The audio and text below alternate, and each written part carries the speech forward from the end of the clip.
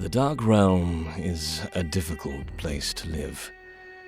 Plants grow weakly and twisted in the lack of sunlight. Mercenary work and banditry are rife, as it pays more than basic farming or hunting. The realm at large is ruled over from the great city of Guardia, an overpopulated, sinful place ruled over by a baleful king that we haven't seen in years. There is an elven kingdom to the south, ruled by the sequestered shadow elves, a dwarven kingdom lost to the mountains of the west, and a tiefling kingdom among the volcanic rock of the islands in the north. Great patches of our land are poisoned and deserted. There are tribal villages, beasts, goblins, and orc warbands, of course, but we're trapped here. The mists are a mystery. Most who enter them never return. Those that do are changed in such a way that they are unrecognizable or utterly insane. Nothing comes out of the mist, but it surrounds us, calls out, poisons, frightens. Couple that with the almost endless darkness, and the Dark Realm is a very difficult place to live.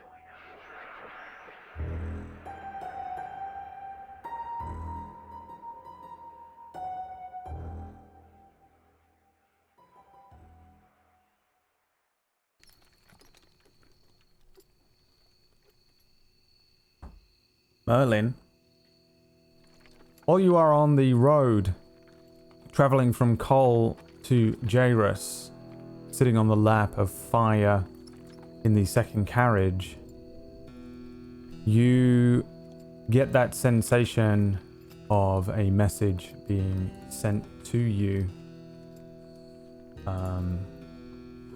And you hear the voice of Arias ask, "Are you still alive?"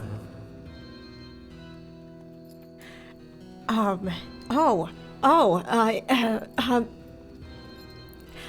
wouldn't know if, okay, it's kind of strange. No, I am not, to answer your question, but I'm still here.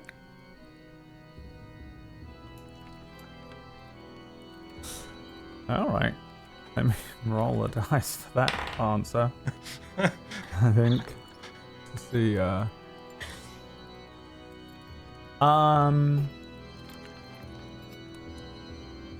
There is a moment that passes before you get another response that says, "As you well know, this costs. So, don't waste my time. Where are you?" Oh, well, we're on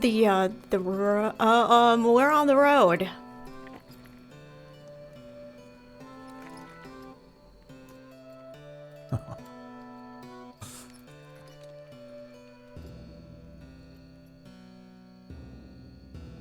Okay. Oh no.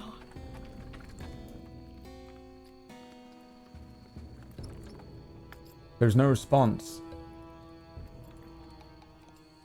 You once again find yourself on the road with the others. A few moments pass before you realize that there will be no further response from Arias, or at least it doesn't seem like he's intent in contacting you. Merlin, you are aware that by casting these enhanced spells that they seem to hurt you. It pulls on a school of magic that is not understood by you, and was not even one that you knew existed for some time.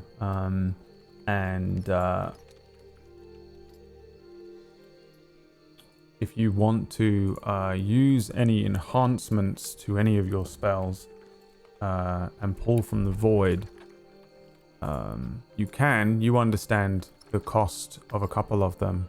But you can actually, if you want, enhance any spell on the fly just by letting me know. By pulling on the void. But it is extremely volatile and very dangerous. It will definitely, absolute minimum, cost you psychic damage. That's the minimum it will do. It could do more. You don't know. Each of you roll me a D100, please. And we rejoin you on the road. It has been about 24 hours since we saw you last. For the most part, the road has been pretty empty. The daylight yesterday was about 6 hours, as Guinness had predicted. And for the most part, you guys kind of don't stop with the carts. Since you can hand the reins over to each other, Guinness suggests that you don't stop on the road and risk any further attacks, be it from orcs or bandits or beasts, and insists that you push on. Therefore, each of you will have had the chance to have had a rest since yesterday, and you can take the effects of a long rest if you'd like, assuming you didn't want to not rest and for whatever reason didn't take the time to relax and sleep, or whatever it was that you might have done, or was spent the entire time casting spells. I don't know, whatever it is. Some players sometimes do silly things like that. Guinness will have spent most of the time pretty much just chatting shit. Talking about this and that and the other, making up tall tales. Every now and then he will sort of prod and question some of you about what you're doing and where you're going, but he doesn't seem to be as annoyingly intent on finding out who you are or where you're going as he was before, after finding out that you guys are quite dangerous. I think you get the sense that he wants to keep you around and on his good side, or he wants to be on your good side. He almost exclusively refers to Will as the Beast now, regardless of Will, whether you tell him not to or not. And you've all rolled me D100s. Let's see, the time of day for you. Oh, it would still be no, it would have just actually, it would be just a little after sunset on our 12th day. I think we're on day 12 of the campaign. I might have to check my working, but I'm pretty sure I've been following it. And it will be approaching 4 or 5 p.m. when the sun sets here. And in the distance, you can see some twinkling lights. Guinness points forward and shouts, "Ah, there she is!" Who is in Guinness's cart with him today? Same layout or different layout? I would have tried to foist him off to someone else. Were you successful, I guess, is the only question. I just want to be by Merlin, so... I don't think that Fire and Merlin would separate. Will would volunteer, never. but this guy yelled at me not to before. He's like, I don't want him up here. I remember that. That is true. Might have So- changed his mind now. I would volunteer, but if he still is like adamant that I can't sit next to him, I probably wouldn't push the issue. Also, before we proceed, just as Yes.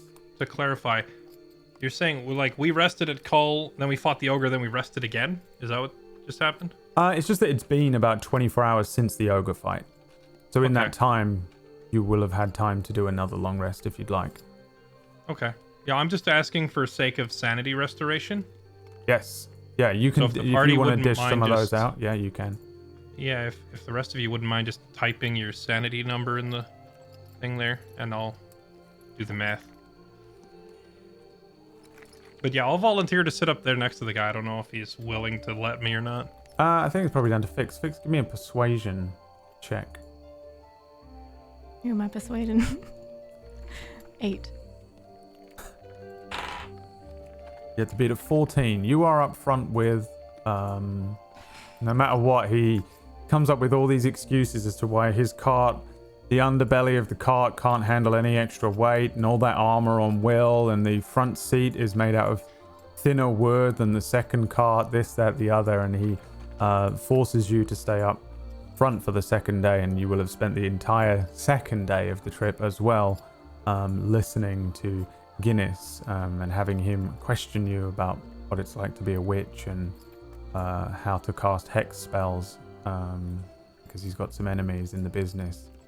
And you rolled me some D100s here as well. Let me just write those down for myself. A 3 from Fix, a 68 from Will,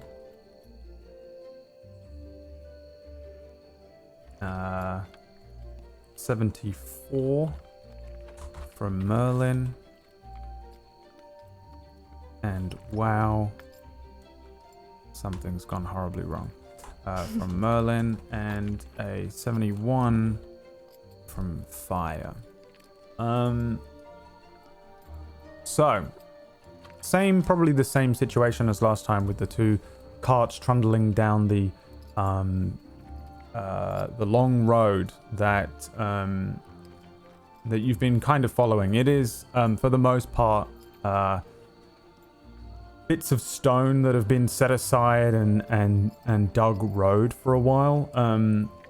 But the closer you get to Jeyrus, you start to recognize that the roads are becoming a little more well used and a little bit more well kept. You can see that there are a handful of small farms on the roadside as you get a little closer to Jeyrus, but not as many as you had approaching Cole and Som's Point. Cole and Som's Point seem to be sort of very dedicated farming villages, with Som's Point doing a little fishing as well. Jairus doesn't seem to have that same kind of effect. That and the fact that it seems to be completely encompassed on all sides by woodland. After a little while, you leave those plains and those hills behind and find yourselves kind of in amongst lots of quite tall looking pine trees for the most part.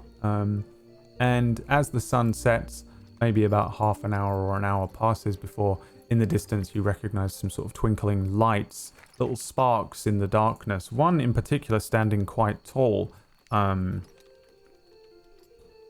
Guinness points towards the tallest and says, "That's a clock tower. You know what a clock is?" He sort of roughly elbows you, Fix. I think I have a good idea what a clock is, yes, thank you. Hey, you ever seen a clock tower? Why would you need a whole tower just for a clock? So that everyone can see it. Right. No? Is there anything special about this clock tower? Why are you telling me? Oh, yeah, I can see it from here. Look, that's a big light. It lights up, but it doesn't tell the time. So what is the point of it? I don't know. I used to tell the time, right? But I stopped functioning, so... Alright. How long ago was that? I don't know. Would I look like a clock man? Maybe. Is that what clockmen look like? You know what I think? Turns around, looks back to... I think I've heard enough about what you think. To Merlin and says, I reckon a gnome built it. Are they known for their clock making? Oh, aye. Aye. Aye, that's all they used to build. They're all gone now, except for him. He's the last one. The last gnome? Aye, probably. I don't know. Strange you never told us. That's right, you know. No, I think I saw one last week, actually. Right, Can't tell the okay. difference sometimes between a gnome and a small boy. Most people have made that mistake before. Aye. Hey, look at that. you can see now as you come down a hill, you can start to see the city or the town starting to grow. For the most part, you can see initially a pretty decent wall that runs around what would be the front of the entranceway to the eastern entrance into town here. It's immediately present that this place is relatively well guarded, considering the fact that you've come from Cole and have spent maybe a lot of time around the smaller villages. I would imagine Grant's Refuge would have had a very simple wooden wall as well, Will. Carl Som's point was a little better defended, but wasn't amazing. This wall's pretty decent. Seems to be well made. It looks like it's probably packed with earth and stone to give it a little more sturdiness. And it looks pretty tall for a wall that runs all the way around the city. It's probably only about 7 or 8 feet tall, but it would keep your basic animals and things out. There is a guardsman standing next to what looks like quite a small gate, which is closed. And then on top of the gate, there's another small kind of platform, and you can see another guardsman on top of it. You can also see a small patrol of about 5 guards in the distance. They seem to be moving around the wall away from where you are. As each of you approach with your carts, Guinness says, Right, yous can let me do the talking, but they're probably gonna want to talk to yous because, well, they're gonna lie, you look like bandits. How do we convince them we're not bandits? I don't know, don't rob them. I'll try my best not to. You. Hey, Gammond! Hey, it's me! the cart starts to pull towards the opening of this gate. A pretty simple looking thing that opens outwards, closed, but with this one single human guard standing at the front. But on top of it, you can see a much larger guardsman, a Goliath in pretty standard basic looking uniform, not too dissimilar to what you might find in Guardia itself, Will, but it's a little more basic looking. Its colors are different as well. He's sporting blue, black and gray pretty obviously. He also has a shield which is sporting a wolf on it. You will notice that there are he has emblems on his armor that state that he is a captain, the same emblem that you'd find in the Guardian army to represent a captain. But also there's something else that you can give me a history check with advantage if you want to determine if you know what this one means. If I know which one means? He has another emblem on him next to where it states that he's a captain. Not sure, 9 but on my history. You, it looks weird. It's probably a colloquial thing or a local one. Sure. The wolf. You said he has a wolf shield. Does it look like this wolf necklace thing that the orc bandit guy gave me last time? No, your orc symbol is of a wolf's head facing forwards in a kind of a circular coin shape. I can show you the Jayrus heraldry actually on our thing because I have it. It is looking a little something like this. You'll see this symbol all around Jayrus. A wolf on a field of black, blue, and grey, and that's what it looks like on his thing. The orc medallion that you have would be a lot more simplistic looking, but not the same. He, the very, very large looking Goliath leans down over the edge of the parapet and kind of glances over each of you, since there's now a few of you. He's got a very thin looking and low cut mohawk, and his eyes are kind of cat-like. There is a sparrow flying wildly around him, and he says, Halt! Who that? Oh, it's me, Guinness. You know your old pal Guinness. Me don't know Guinness. Ah, that's a good one, Gammond. Come on now, open your gate. Okay, we let you in. Who this? These my bodyguards. Picked them all up, I did. Bodyguard. Why you need so many? Because I got a lot of stuff, look. I got shit tons of stuff to sell. Okay. Me calm down. The sound of creaking wood as he steps down, and then the sound of somebody dragging a chain as the gates begin to part. This huge Goliath steps through and says, Okay. You off card, you off card, you off card. and starts pointing at each of you. Guinness says, right, I'm gonna take my carts through. Is that alright? Oh, you go through. Like, check cart before you go.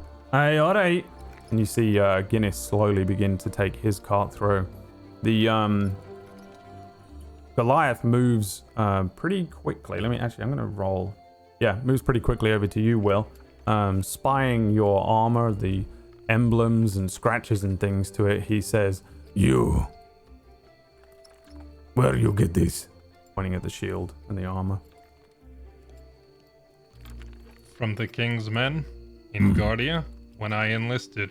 Oh, very good, Where'd very you get good. yours? Same, from Kingsman. But, me no fight army. He points at the second emblem. This, watchman.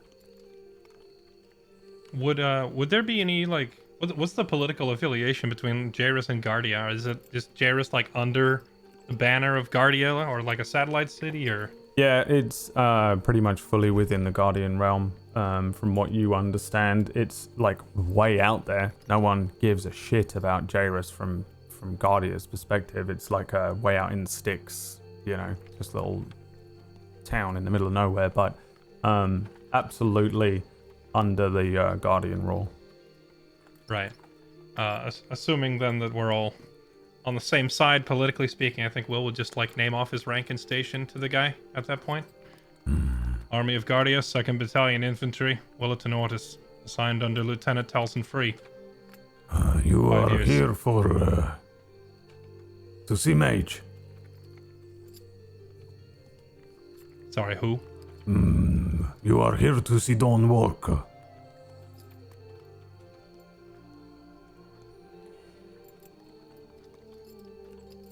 Sorry, I'm consulting my notes to read the name of the guy that we're here to see because I can't remember. Oh, you are here to see Robert Birkenhead, the Merchants Guild head of. Right. So he's naming some completely other name. Yep, he said something fucking weird. Right. Nope, I'm here to see Birkenhead. Birkenhead is a merchant like this. Points back towards the cart. Correct. Oh, okay. You're not here for army. I'm not here on official army business, but if you need me to carry word back, what's going on? Nothing. Me think you are here for this. Well, very good. You go through. This one. Points towards you next, Fire. Can I Yo. sense whether there's a severe problem here? Is he like dramatically trying to change the subject? Does my insight reveal anything here? You can give me an insight check. Sure. Let's see how this goes. 14. He's kind of hard to read. Typically Goliaths are a little more or a little less well, they don't emote as much as some of the other races might, but he just seems to be going about his business more than anything. He doesn't seem to be nervous in particular. It just seemed probably to you like he expected you to be here on military business, and then when you said you weren't, he was just confused and then accepted it and then told you can go through. Okay. He points towards you, Fire. You. Mm-hmm. Why you here? Same thing. Bodyguard business. You are really here for bodyguard this war. Mm-hmm. Why so many? The same reason he said he has a lot of stuff. Usually cost a lot of money. Usually bring one. We're worth it? What you have on cart? What do we have on the cart? I just say and look around. Manual? I'm gonna start repeating back the stuff that Guinness told us was in the cart. box of shovels, box of seeds, the cabbages, like all the stuff that he gave us the Pots and rundown of before pans. we headed out. Yeah. He says, It's not sound very much money. Yeah, I'm kind of used to doing bodyguard work for not much money. You are far Frankly- from your tree. Mm-hmm. You allowed to go back? Allowed? Yeah. you lying to him? Mm-mm. I'm allowed to go back. Are you? I just don't wanna. Okay. He says, Okay, this one. points to you, Merlin. You, Gnome. That I be? Me no see very many gnome. Also happen to be a hired bodyguard. You call me, you need help in town.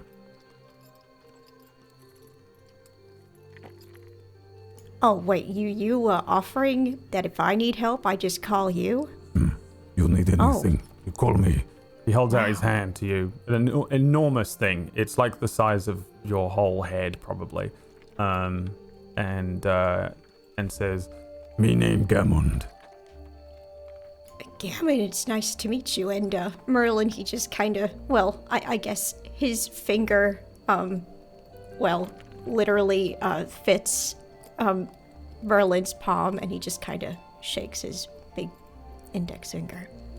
Okay. the Goliath turns to you last and says, Tiefling. Yes. What you are doing here, not on your island. We've been known to travel sometimes. See the sights. You are not exile now. No. Not that I'm aware of. I'm just bodyguarding, same as everybody else here. Well, you watch your pockets. Many thieves around here? Many thieves. They steal from you first. And why is that? Because you are tiefling. Right. I couldn't help but overhear. The Dawnwalker? Dawnwalker? Yes. He's a military command of this one. Right. A mage, you said. Yes. And he's stationed here? The clock tower is military campment. Around. Training ground. Right. For okay. kingsmen. Does any of this stuff add up, Brad? I mean, you can give me another history check with advantage if you want, Sure. just to see. I don't know why you wouldn't have potential knowledge. Yeah, maybe you've picked it up along the way. I know you haven't been here before, but Jayrus is under the command of Guardia. It's the better of the established towns in the north, and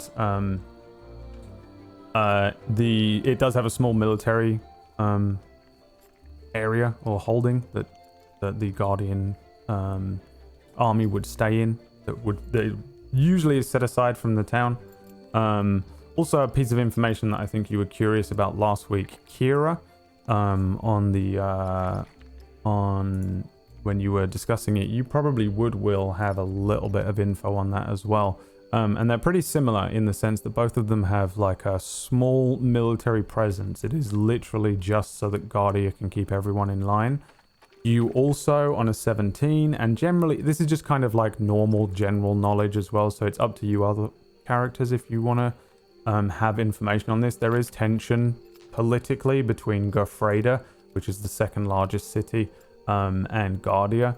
In that Gofreda and the kingdom has been growing and for the most part, people are not bothered about politics or what's going on, and there isn't too much war and tension and stuff because most people are just trying to live and get by. And as much as that causes everybody to be kind of moody and angry, there's no real time for war because people need to eat. That being said, there's a sense that in these kind of towns that are more aligned on the side of Guardia here, Guardia, Oaker's Point, Kira, Dandelo, Jeyrus in particular are they have a small military presence there just in case Gofreda and some of these other towns over by Gofreda maybe create some sort of revolution or uprising or civil war or something like that. It's a tension thing, it's general knowledge, but you in particular, Will, would understand that there is a small military encampment here. I think this is probably the first time you will have seen it or heard that it's very specifically located around this clock tower in town, and that they have a mage who seems to be the commander of the military unit, known as Dawnwalker. You can give me another history check without disadvantage. With just a standard history check, just to see if you recognize the name as well. Sure. Yeah, that was the main reason I was asking, was just like, would it be standard practice to have a mage in charge of a military contingent and all that stuff? Or if there is anything off about his story? A 14 on the history. For whatever reason, you've heard of the name Dawnwalker as a commander of sorts within the military. It's very rare to have a mage in direct and singular command, so I don't think you know why he is in charge here, but you do know that this is a militaristic mage who is meant to be quite strong, quite old, and is more of a researching position, more of a brain than a commander or a tactician for military campaigns, which is what you would have been a part of and introduced to. So you probably don't know too much about him, but you've definitely heard the name, and he seems to be in charge here, from what you're picking up. The Goliath says, Okay, you go through gate. We close gate. It's dark. Thank you.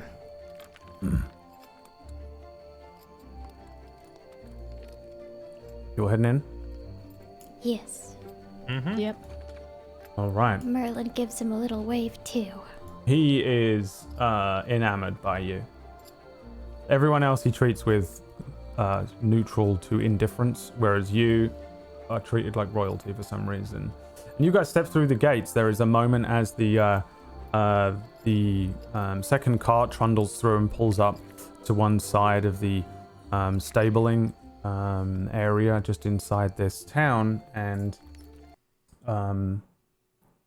just cut out all my music, but that's fine.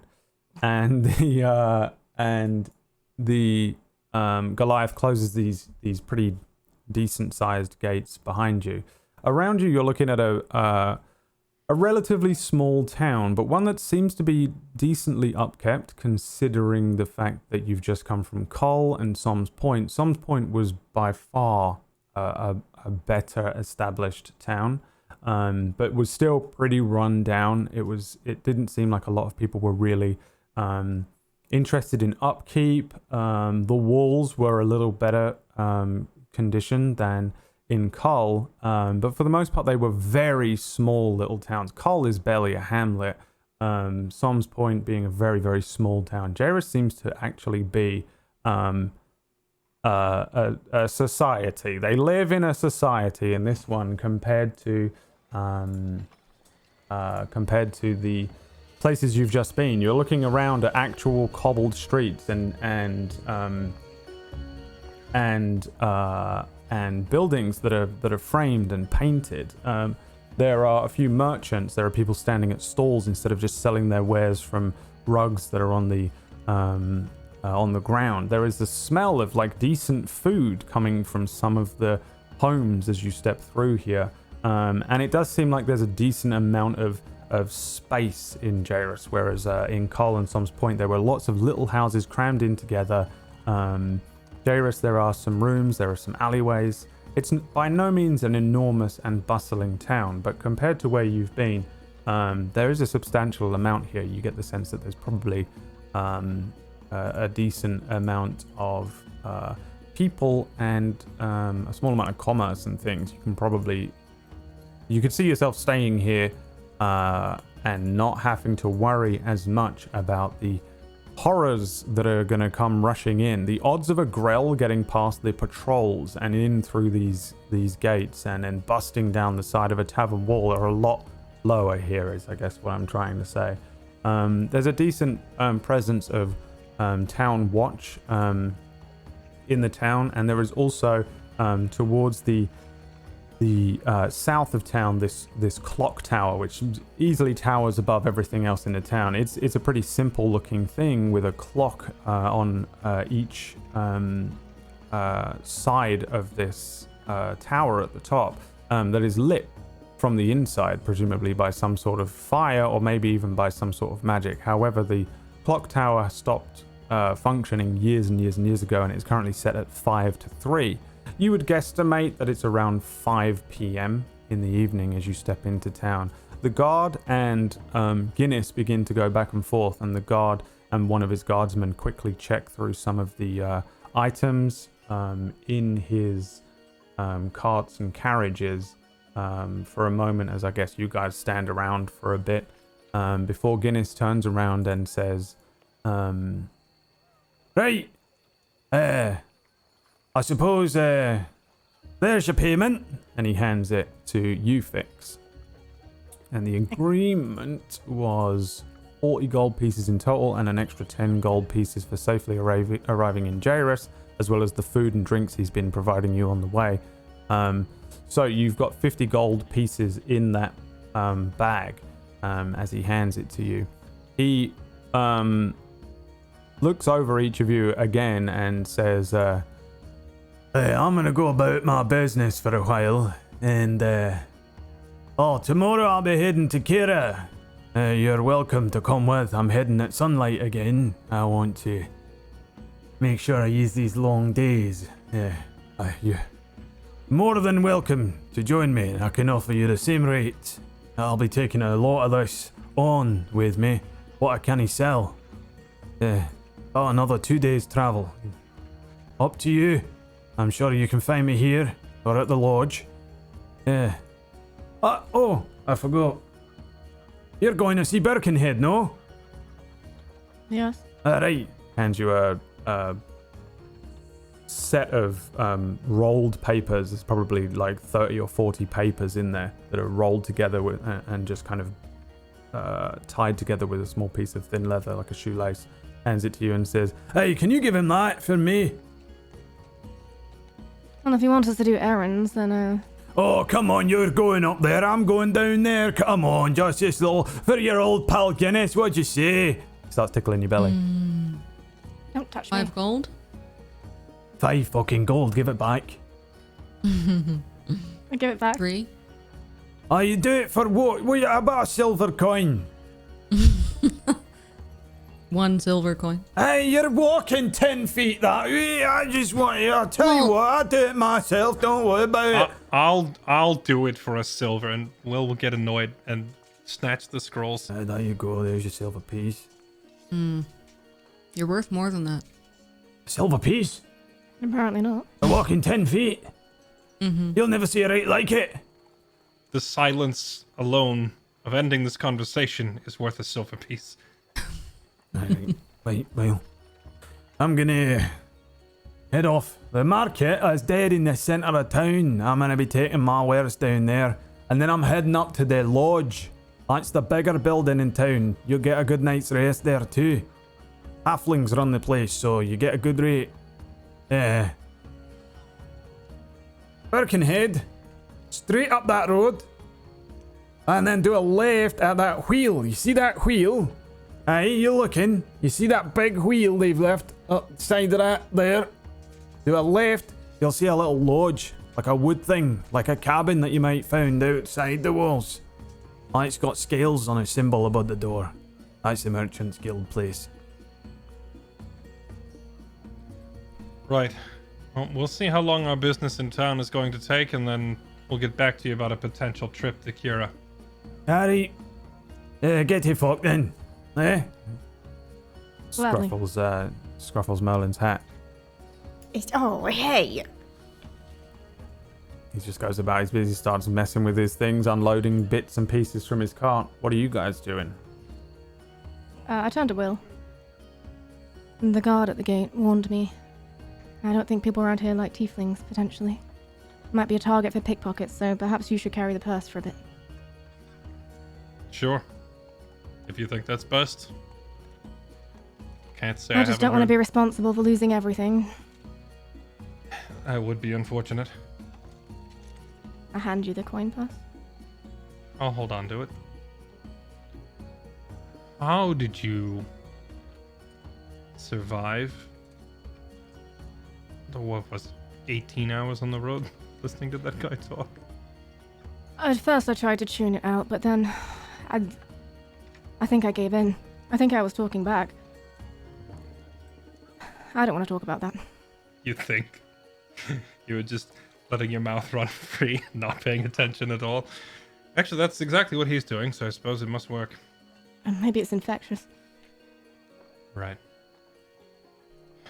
Do we actually need to talk to Birkenhead about anything? If I remember right, that was just the cover story to get us here. We need to look into this Marshall fella. He's the reason we're here.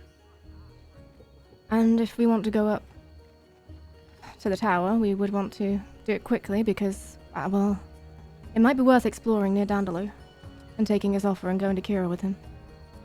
I was thinking the same thing. It does take us closer that way. But it would take us further away from the other tower. The one we passed on the way here, just inside the mist. Actually, kind of on that note, I need to bring up something with everyone. Sure. I mean, What is it? prior, I know I was sitting on your laps whilst we were traveling, but I received a call from Arias. And I wanted to make sure that my answers were as Wait, vague. you responded? Yeah. What did you say, Merlin? Well, he asked if In exact wording, please. Right. Well, he asked if we were alive, so I kind of gave a yes and no type answer because, well, I mean, I'm not exactly. Did you tell him you were like- undead? Is that what you did?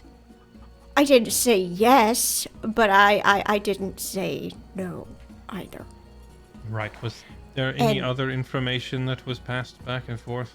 No, he kept asking all the questions, which I found very rude. I wanted to ask him some questions too, and then he asked where we were as well, and I just said on the road. Well, that's nice and vague. Well, exactly. I gave it. I made mistakes, didn't I? No. Should I have just told him this line is busy? No, No? that is this line of what line? You know- Line of communication. You did your best, and that's all we can ask for. Nice and vague is exactly how it should be kept. If anything, you get my stamp of approval. Answer his question, but don't actually give him anything useful. That's the whole point. I ain't Well, giving him apart from the nothing. part where he told him that he might not be alive. Okay, Yeah, I think that keep part that to yourself. maybe could have been played a little closer to the chest, but regardless, at least you didn't tell him where we are. Although I suspect he's probably got some spell that's going to tell him where we are. No doubt. You didn't get a sense of his location, did you, Merlin, when you cast the spell in the mist? No, I did not, unfortunately. Good. Should I try perhaps the next? I'm afraid he would, I don't know, get a hunch and maybe, I don't know, counterspell something. I think you should turn the tables on him. Start looking, figure out, I don't know if you can write a new spell or figure one out or something like that, but If he's doing it, then surely you can do it too. Figure out where he is. Oh, I'm not quite the wizard Arias is, but I mean, Not yet. I can try. Do that. I guess we should keep moving because we really don't want him to find us right now. Right. We'd stay 2 steps Agreed. ahead of him. And you guys start heading off, and you're heading where?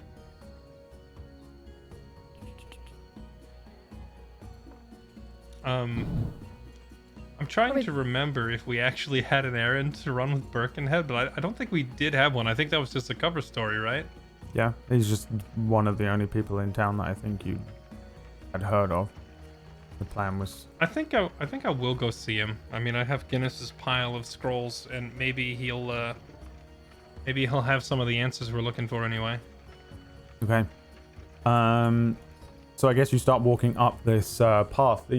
The town is kind of set at a slight angle. It seems to have a kind of slightly lower level and a slightly higher level with a few winding roads that run around the north east of the town, and then it kind of settles into a little bit of a flatter land. But as you're heading up this small road, you can see the expanse of this town and get a good lay of the land. You can tell that there is a bustling kind of small market area in the center of town. You can see that clock tower. There is another wall that sits around where the area where the clock tower is.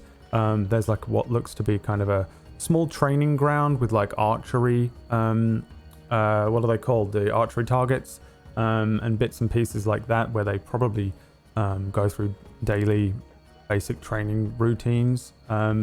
And other than that, it just seems to be a bunch of houses that have been built over the years. For the most part, they're brick and wood with grey or red slates on the top of them. But you spy ahead of you at the top of this hill a small, large for this town, but still a quite small looking lodge. But I need everyone to roll me an animal handling check first. Why? This worries me more than it should. We're gonna get mauled by bears in the middle of town. No, but Merlin, suddenly there is a chihuahua that comes rushing out from behind a set of barrels and just starts chewing at your shoe, dragging at you and wildly biting at your boot. What do you do? Wait, the Chihuahua's attacking my shoe? Yeah. Again, Merlin in fear, because he's, well, a zombie. He kicks. Oof. Me, Oh no. I guess just give me an athletics check. Okay. Oh no. I hope I don't send this little Chihuahua flying. Oh. You just give it a little tap and it moves off. There is a boy that comes running up and says, "Oh my God! Did you kick my dog? It bit me. Who the fuck are you? What the fuck? Who kicks a dog?" He would never bite you, would you, who Pudgy? lets their He would never bite you. He picks up the very, very skinny chihuahua. Pudgy! Oh, I can't believe you've done that. That wasn't very nice, Merlin. Well, I can't believe you've done this. You're a bad person.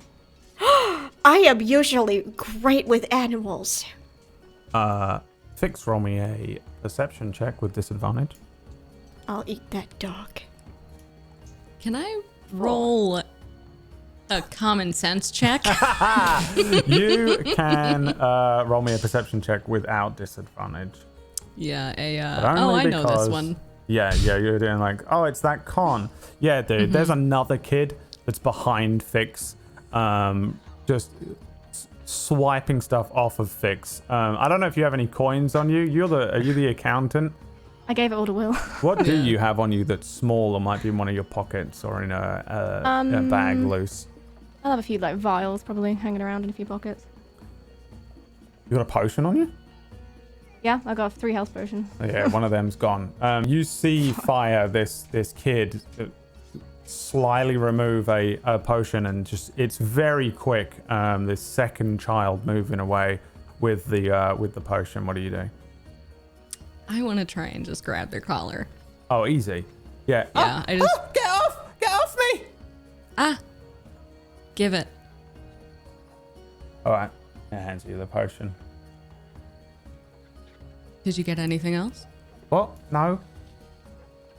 Is he lying? No. You saw it. You saw everything. You did this entire thing and you got one potion? Right. Well, it's just... Look. Loose pockets, you know? No, I understand, but I don't have loose pockets. And you lot don't look like you got much money. I'm Not kind of an gonna lie. expert in this I category. mean, look at the and state of him. His armor's all rusted and that. Yeah, well, look at the state of you. This entire... I am a homeless urchin, poor boy. Okay. Oh, well, we feel maybe so you sorry should for you. Well, you should. All right? Do your job better. Well, my You're cute parents were enough. killed in the war. Okay, pinch your cheeks, tear up a little bit, and tell me again. I'm perfectly happy. I'd be happier if you give me that little drink. What is No. it? Mm-mm. Cry. An instant death potion, actually. I'm gonna roll the dice. Fire. What have you got any money on you?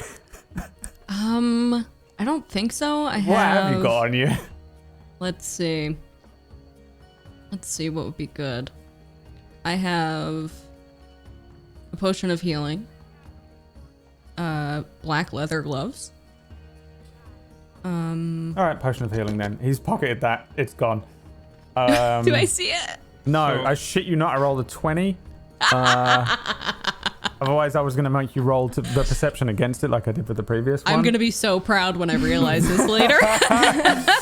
It's gone. Like, I'm gonna find this you're like, kid. he's like, you got him by the collar, this little Yeah. kid. He's probably like 12 or something, and you're like dragging at him. He looks all poor and skinny and stuff, and he's like, oh, I'm so sad. And then Yeah. he's got, I don't know how he does it, but he does it. He's got Yeah. another potion, and he's got it away, and he says, get off me anyway. Okay. Do better. All right. Yeah. Make me proud. So you got some food for the dog at least. Aside from my friend there? He can't eat leather boot, can he?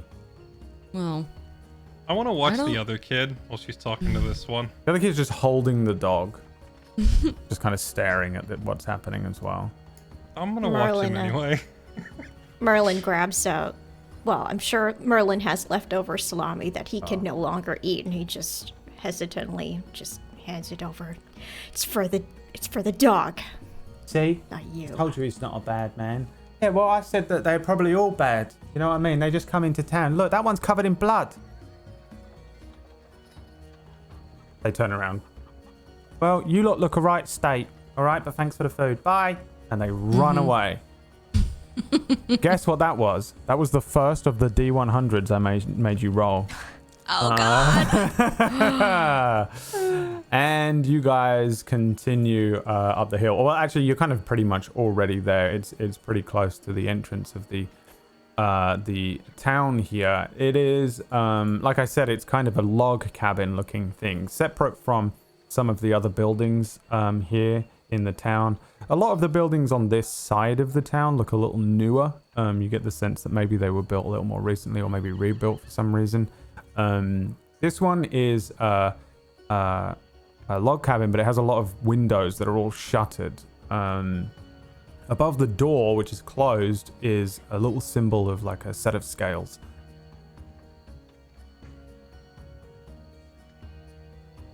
Going in, knocking on the door. What's the plan?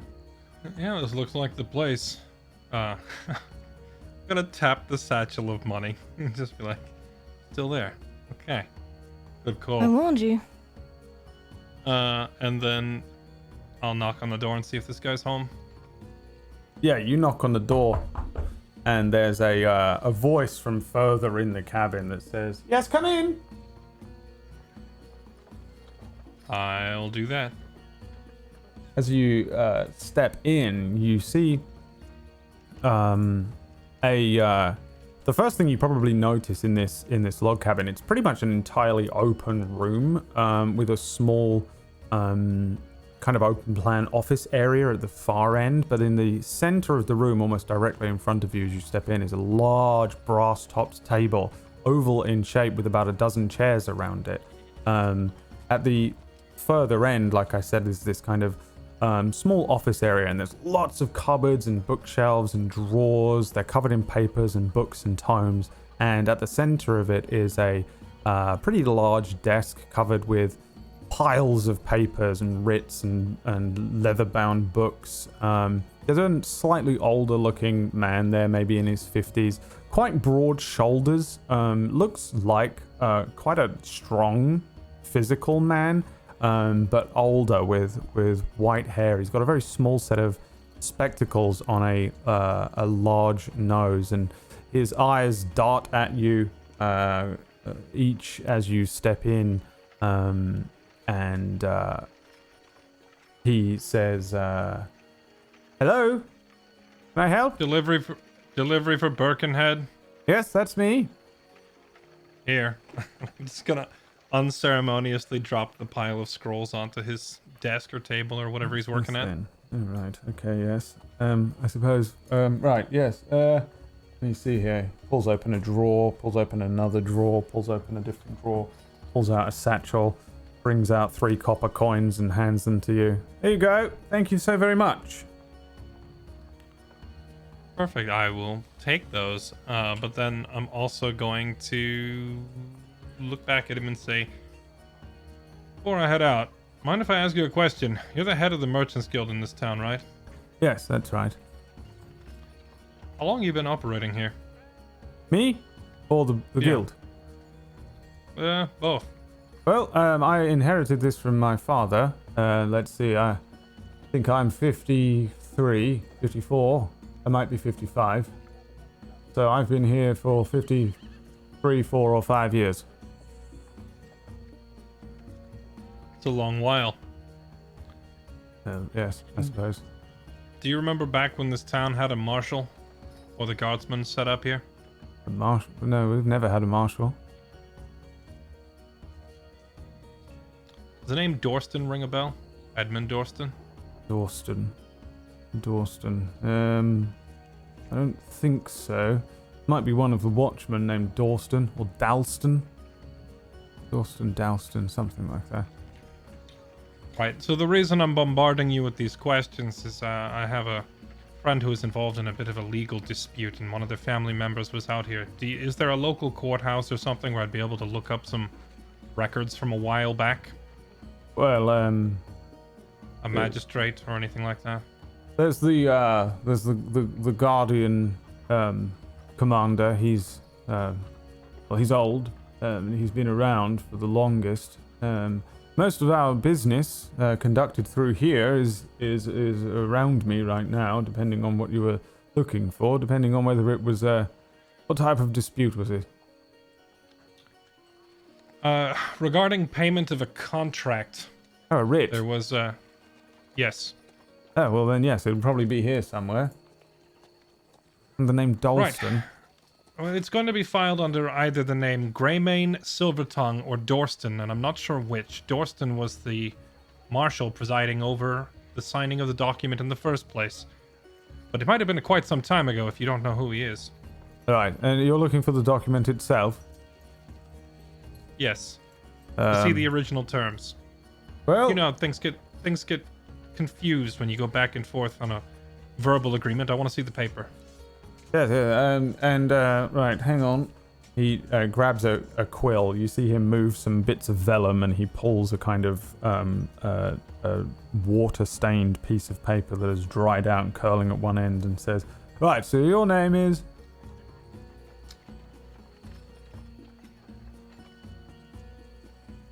Willerton Greymane. Willerton Greymane. Give me a deception check. Here we go. The first of many. Oh, I am Willerton Greymane. You just... Yeah, I'm changing the overlay. That's you on now. A natural 24, he says, Willerton Greymane. You see him write it down. He's got quite extremely legible handwriting, which might not sound shocking to a lot of people, but not very many people can read and write in the Dark Realm. And he writes very, very well. And he says, and you're here, I presume, on behalf of the king? No, I'm off duty. I just happen to still be wearing my guardsman's uniform. No, I'm here on behalf of the Greymane family. Oh, right. Yes, okay. And this is... You're looking for a writ of... a bill of sale. Right, an agreement between my ancestor Eldarin and a local man by the name of Nathan Silvertongue. Nathan... There's apparently still a debt to be settled there, so I'm trying to find that contract. Tongue. You're sure it was in this here town? Pretty sure, yes. And you were after a marshal? I'm gonna pull out the ancient writ that we got before. We still have that physically on us, yeah? I think so, I think we do. Yeah. Merlin had it. Yeah. I'll turn to Merlin. Merlin, do you have that document? Oh, yeah. And he scrounges through his coat pockets and he hands it over to Will. I'll take that, and I'm not gonna hand it to him because it's got stuff like "Destroy the Child of Darkness" on it. I don't want him to see that, but I'll unfold it far enough to see the bottom of it, where it says "Signed by witnesses at Village of Jeyrus," and it has Marshal Dorston's name on it. And I'll show him that bit and say, "This guy, we're trying to get to the bottom of this." Village of Jairus. Marshal Edmund Dorston. And, if you don't mind me asking, nobody's put you up to this? No, actually, I was starting to wonder if it was a prank myself. Some guy named Silvertongue says that my great-grandpa owed his great-grandpa some money, and now he's been bothering me about it for a week and a half. So, does none of this exist, or? Great-grandfather, so that, what does that make you? You're what, 20s? You're about 25. You look about... 34. 34. So your father would be about, what, 50? That makes your grandfather, what, 70? So your great-grandfather would be about 100, and still doesn't really... Where are you going with this? Well, can I see the entire writ there? Well, now you've got me feeling a little bit suspicious. Why do you ask it that way? Oh, well, just, or perhaps you could open it up. Does it have an image on it? Heraldry of any kind? I don't think it does. It's all text, right? Yeah, there's no image on there. I'll say, unfortunately, no, and I'll unfold it, but I'm just gonna put my hand... I'm gonna try to cover the writing as casually as possible, the part where it's talking about illuminating the Child of Darkness and all that. I'll unfold it facing me first, and then turn it around with that bit covered and say, no, there's no heraldry. Right. Well, I would suggest that this was not written here, or at least not under any official terms. You see, he literally just brushes a bunch of papers over as if, like somebody might fan out cards. And he points to each of them and says, whenever we conduct business, especially something like this, if it was officially sanctioned by myself or another merchant or almost anybody in town, they would have it written on one of these pieces of paper, and then we either have a symbol or we have an official wax seal written on it. But this is just an old piece of paper, so I would recommend that somebody's put you up to it. Unless it's very old. I mean, very, very old. How old does this go back? That's a good question. Do you have any writs that look like this? Any records that resemble this? Several people, of course, try and write things down, and then they say that's an agreement. That's a personal agreement, not really anything to do with us. But if this was officially signed by an official of Jairus, there's no way it wouldn't be written on a headed paper of some kind. Well, I suppose the oldest writs we've got would be maybe over in this here box, and maybe over there. No, what's this one? There we go. Let me see here. This is the oldest piece of vellum, I think. No, not that one. What about this one? There we go. Look at that. That's the oldest one I've got to hand there. He slides a piece of paper across to you. Very old looking thing. Looks like it's probably like similar looking paper to what yours is on, in the way that it is old looking and yet oddly preserved. He says, enchanted paper. There, and I would suggest that's probably what's going on here. You can see that it's coloured from age, but the damage doesn't quite match. And if you see on this one here, this is a writ. Well, this would have been, what's that, 500 years ago? Odd. There you go. That's for rings, Right. that is, and that's for the mayor at the time, Mayor Caster, and he's long dead. But I What don't does it think say at the bottom there? Where does the witness reside? the witness is the mayor himself. You see, and that's. I'm mostly wondering if it calls Jayrus a village or... Well, no, it does, we don't have to state that it's anything. We just say Jeyrus. Right. Jairus hasn't been a village officially for a very long time, really. Not since we were, it used to be a tribe. Yeah, the Right. Jairus tribe. Right. So, magically preserved paper. Yes, a simple enchantment. We've got an enchanter in town you could go and purchase some from if you'd like. Right. No, I'm just trying to figure why, if it was just someone being put up to it, as you say, a prank or a jest, why would they go to the trouble of getting preserved hundreds of year old paper?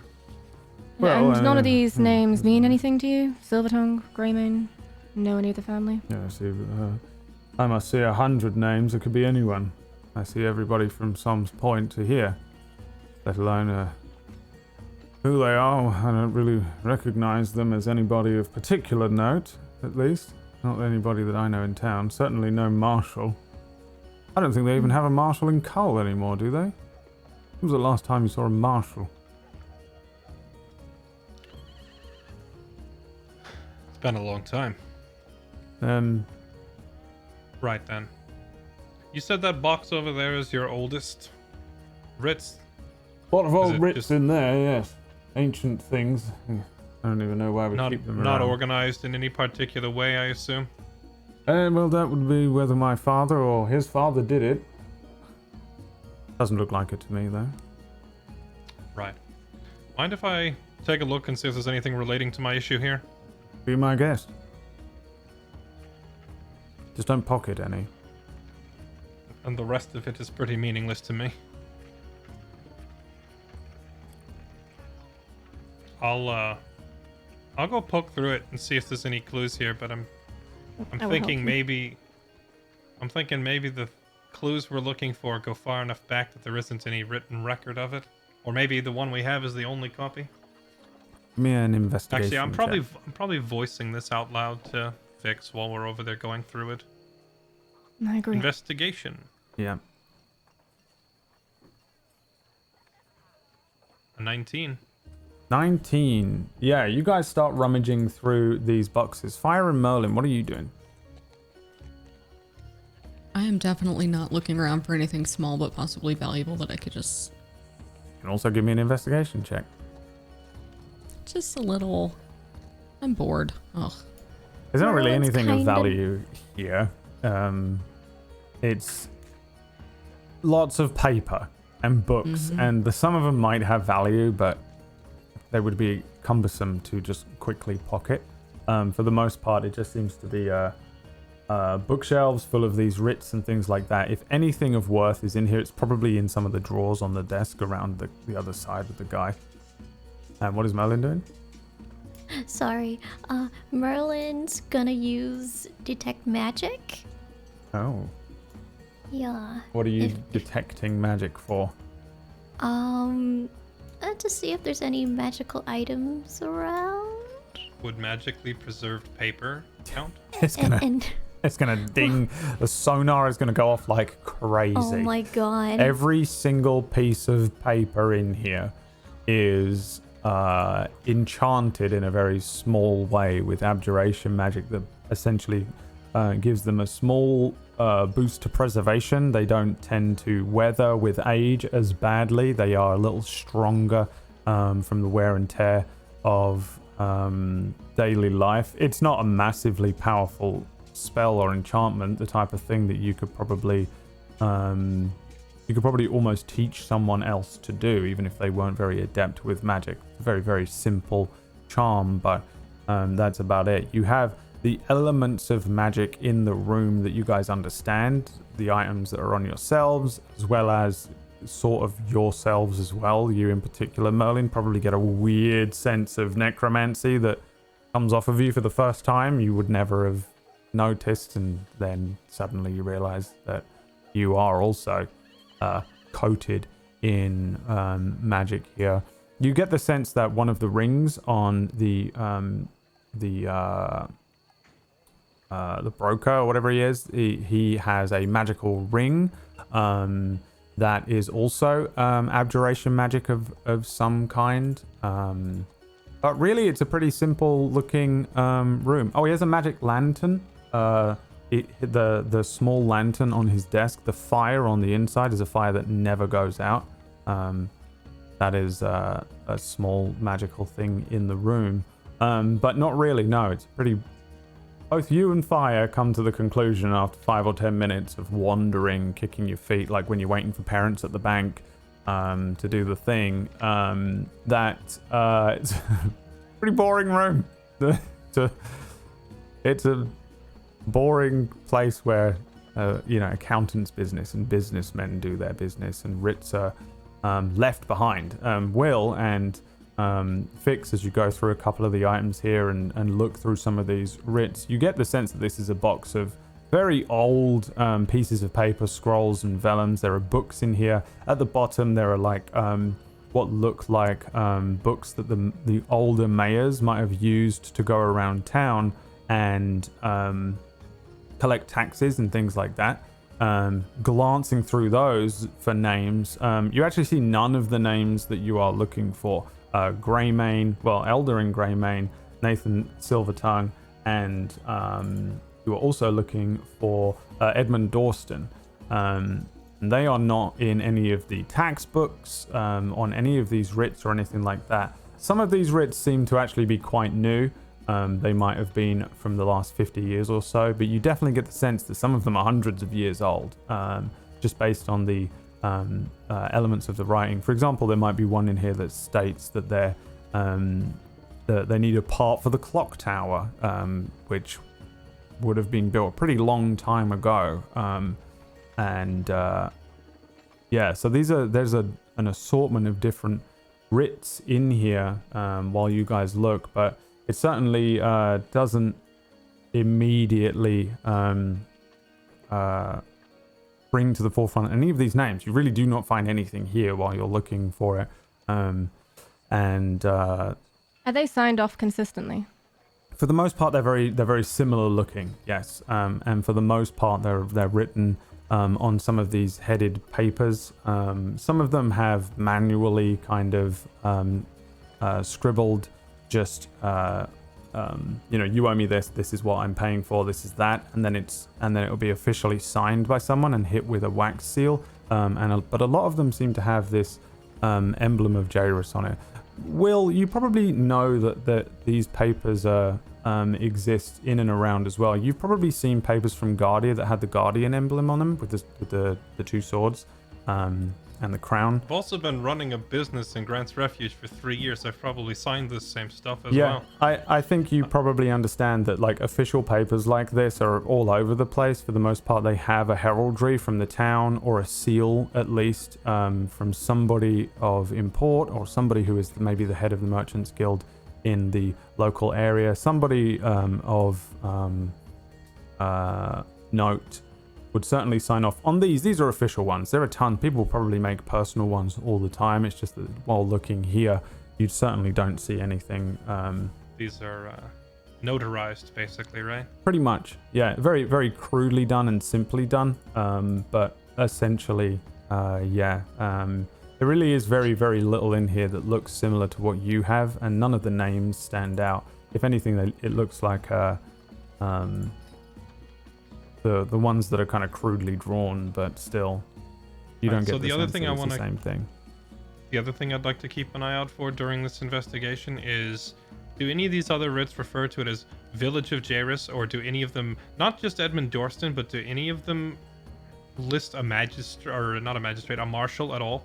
Or is it just like the entire concept of a village and a marshal doesn't exist in any of these. Yeah, no mention of a village. If it's signed as anything, it would just be blah blah of Jeyrus.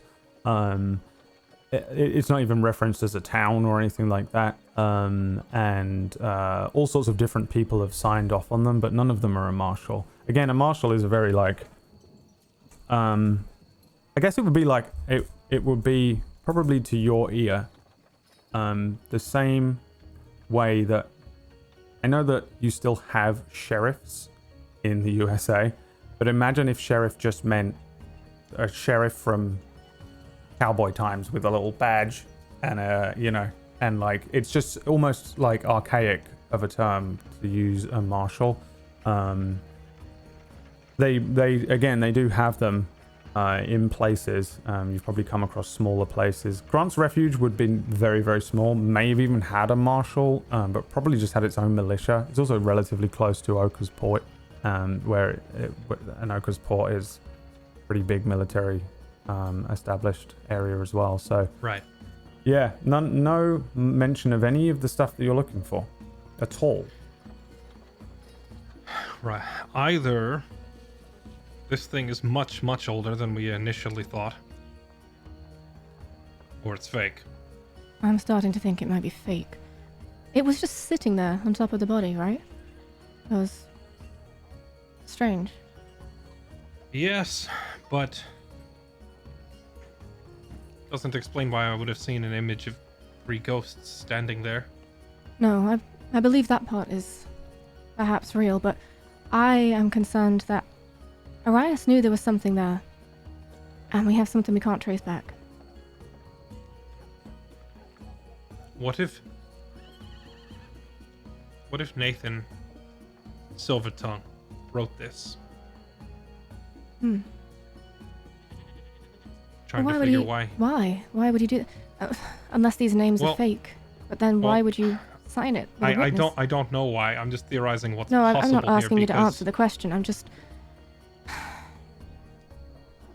Well, think of it this way. Nathan, it was Nathan, right? Not Nathaniel. I forget. Can't keep all these guys straight. He and Eldrin went into the mist together. Eldrin died.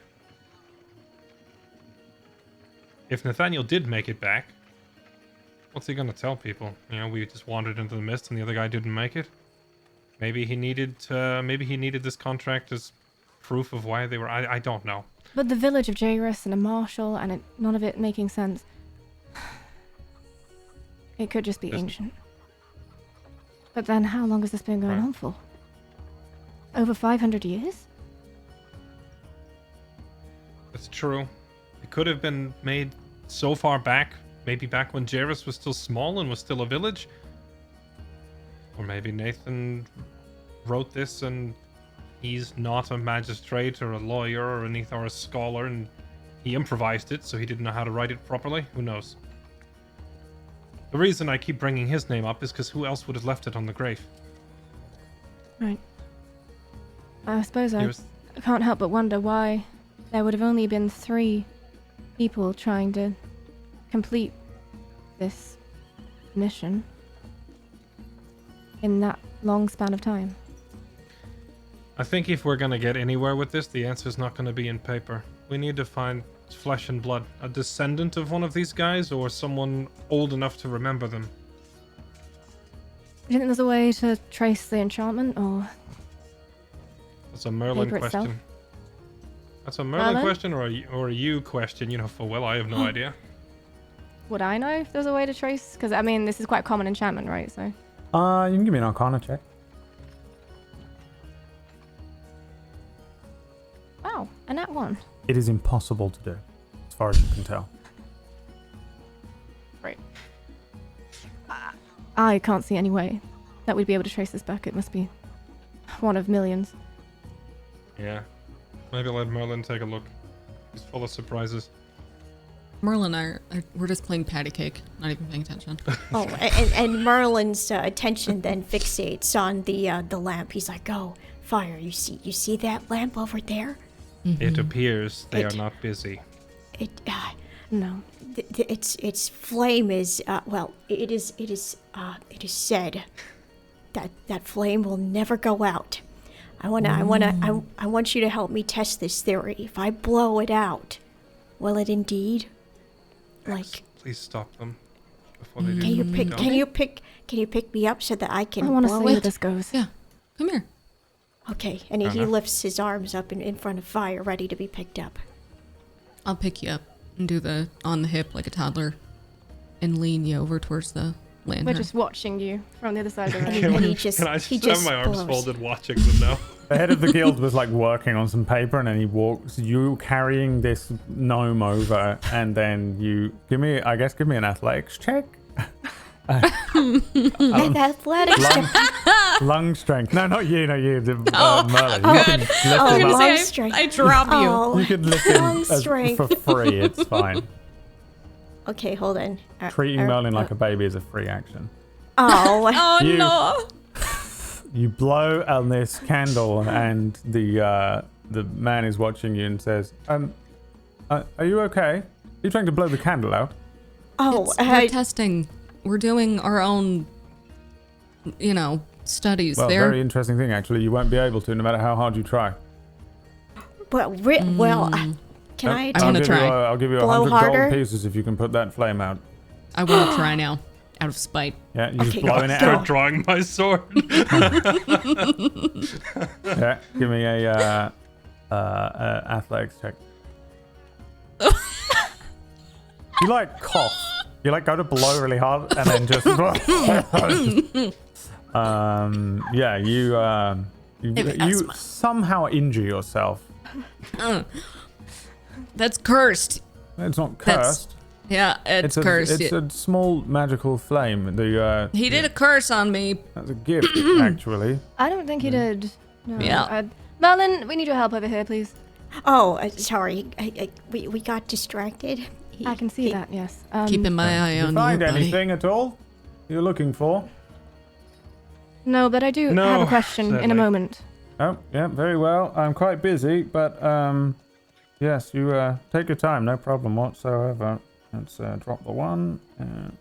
Merlin, do you think you could trace the enchantment on this? Do you think you'd be able to recognize it? Where it came from? I don't Arcana think there's a check, way to do please. it, but Okay, all right. Let me have a look. Arcana. I suppose you actually... Now the natural one. Merlin, it is impossible to Ow. do. Fix is correct. It is it cannot be done. No one can trace this enchantment. It's impossible to trace enchantments. This sucks, cause could that have been with advantage? Since You're an expert on enchanting paper. yeah, maybe. Yeah, that's what I thought. Nope, you don't know how to do this because it cannot be done. I think he just kind of hands it back without saying a word, and he just shakes his head. I told you. Didn't believe that's me. unfortunate. Excuse me. If I were to want to hire some protection on the roads, is there a place I'd go to in this town? Well, I would presume just hitting the lodge and seeing if anybody is there.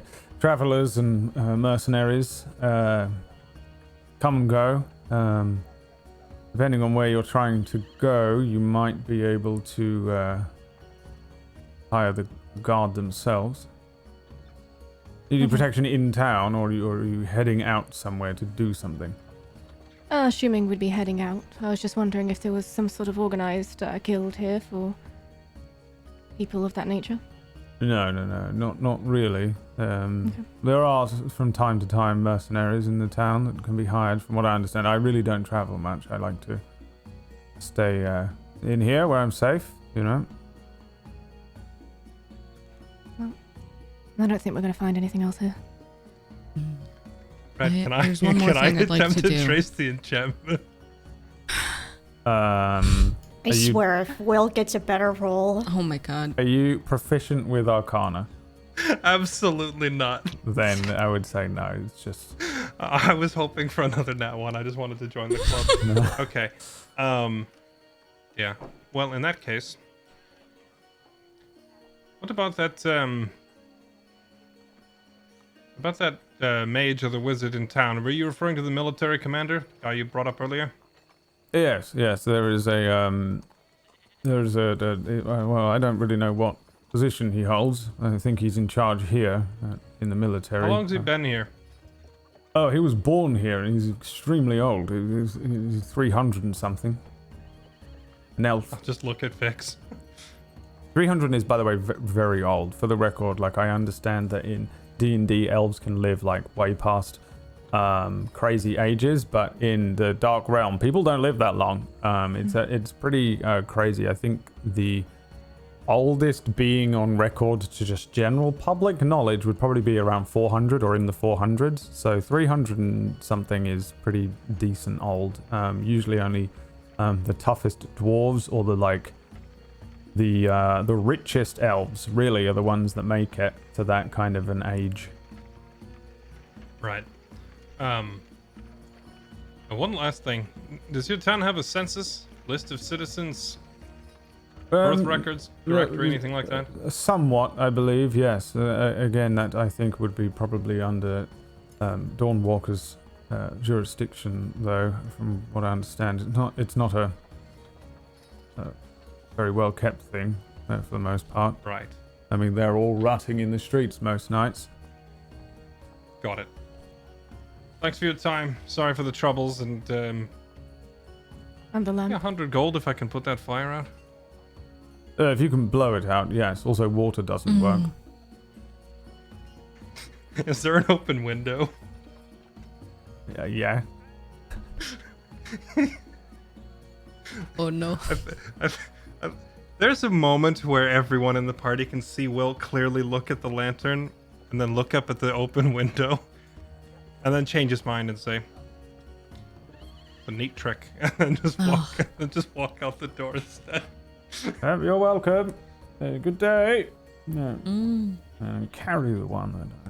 And he goes back to his work. And you guys head back outside. Again, you have a pretty decent view from a slightly higher vantage point of the town and can make out for the most part which bits are where. There is a marketplace. There is what is probably a tavern nearby, and then the more kind of military district behind its own small wall and gate at the south of town. Again, other than that, it's just kind of a hodgepodge, a mishmash of buildings and chimneys and things like that.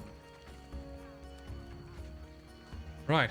So, shall we go see this Dawn Walker guy? I don't want to miss any opportunities.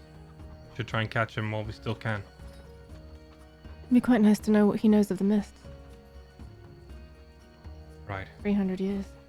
If he's lived here his entire life and he's that old, he might just be what we're looking for. Then perhaps his memory goes back further than these papers do. And we should be careful what we say to him, though. Agreed. And we should be careful walking the streets. I didn't even feel him back there. How did you see him? It's kind of my thing. Please watch my back. They seem to be looking at me funny. I think we should be aware of those wild chihuahuas. Yeah, I don't that's get why they'd want to part of pickpocket you specifically just because you're a tiefling. It's not like you lot have more money than the rest of us. I don't think it's about the money. Merlin, do you want to ride on my shoulder? You know what? That actually would be nice. And I offer out my gauntlet once again on the floor and just like And he push you onto my hobbles shoulder. over. Can I ride on yours, Will? I'm Piggyback. just gonna look right at her and say, "You have to buy me a drink first." Start walking. Cut to like 3 a.m. tonight after all this business is done, and they're in the tavern, and like fire is running, like Will is running around with fire on one shoulder, and then tipsy and wobbling. Well, Will's not tipsy because he still can't get drunk. You head south through this town down towards where the clock tower is, and I think that's where we'll take our break for the evening. Thanks so much for tuning in, everyone, and watching the show. We're going to take a short break here. When we return, you can continue wandering around Jeyrus looking for information. What a conundrum! What do you think it is, chat? What's going on? Let us know. We're going to go to a little break, and when we come back, drunk time at the at the lodge, except for Will. Kidding. It's about to get lit.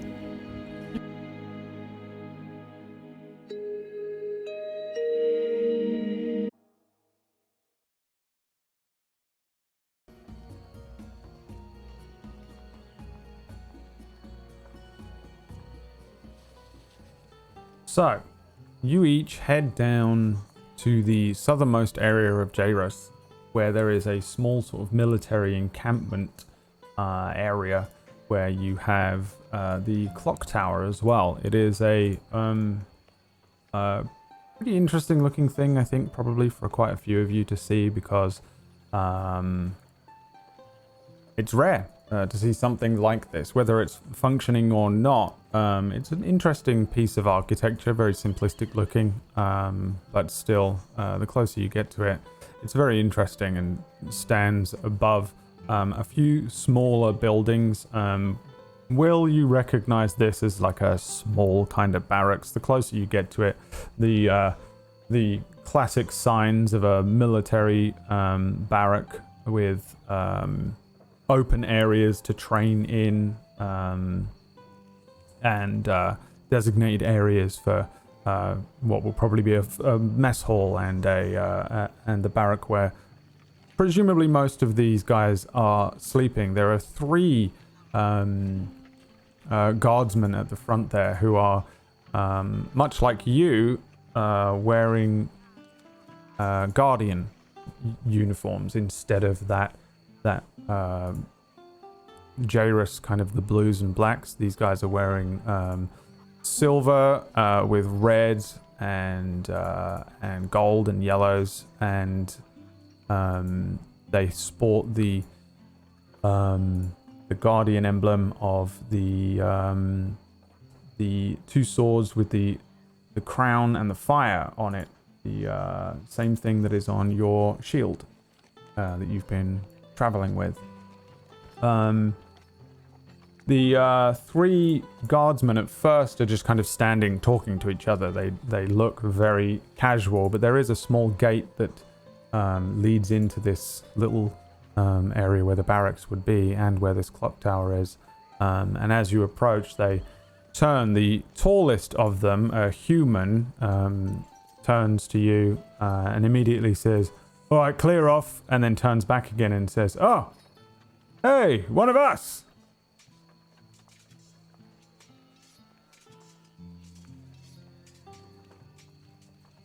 Uh-huh. And then? Muted. Don't tell him. No!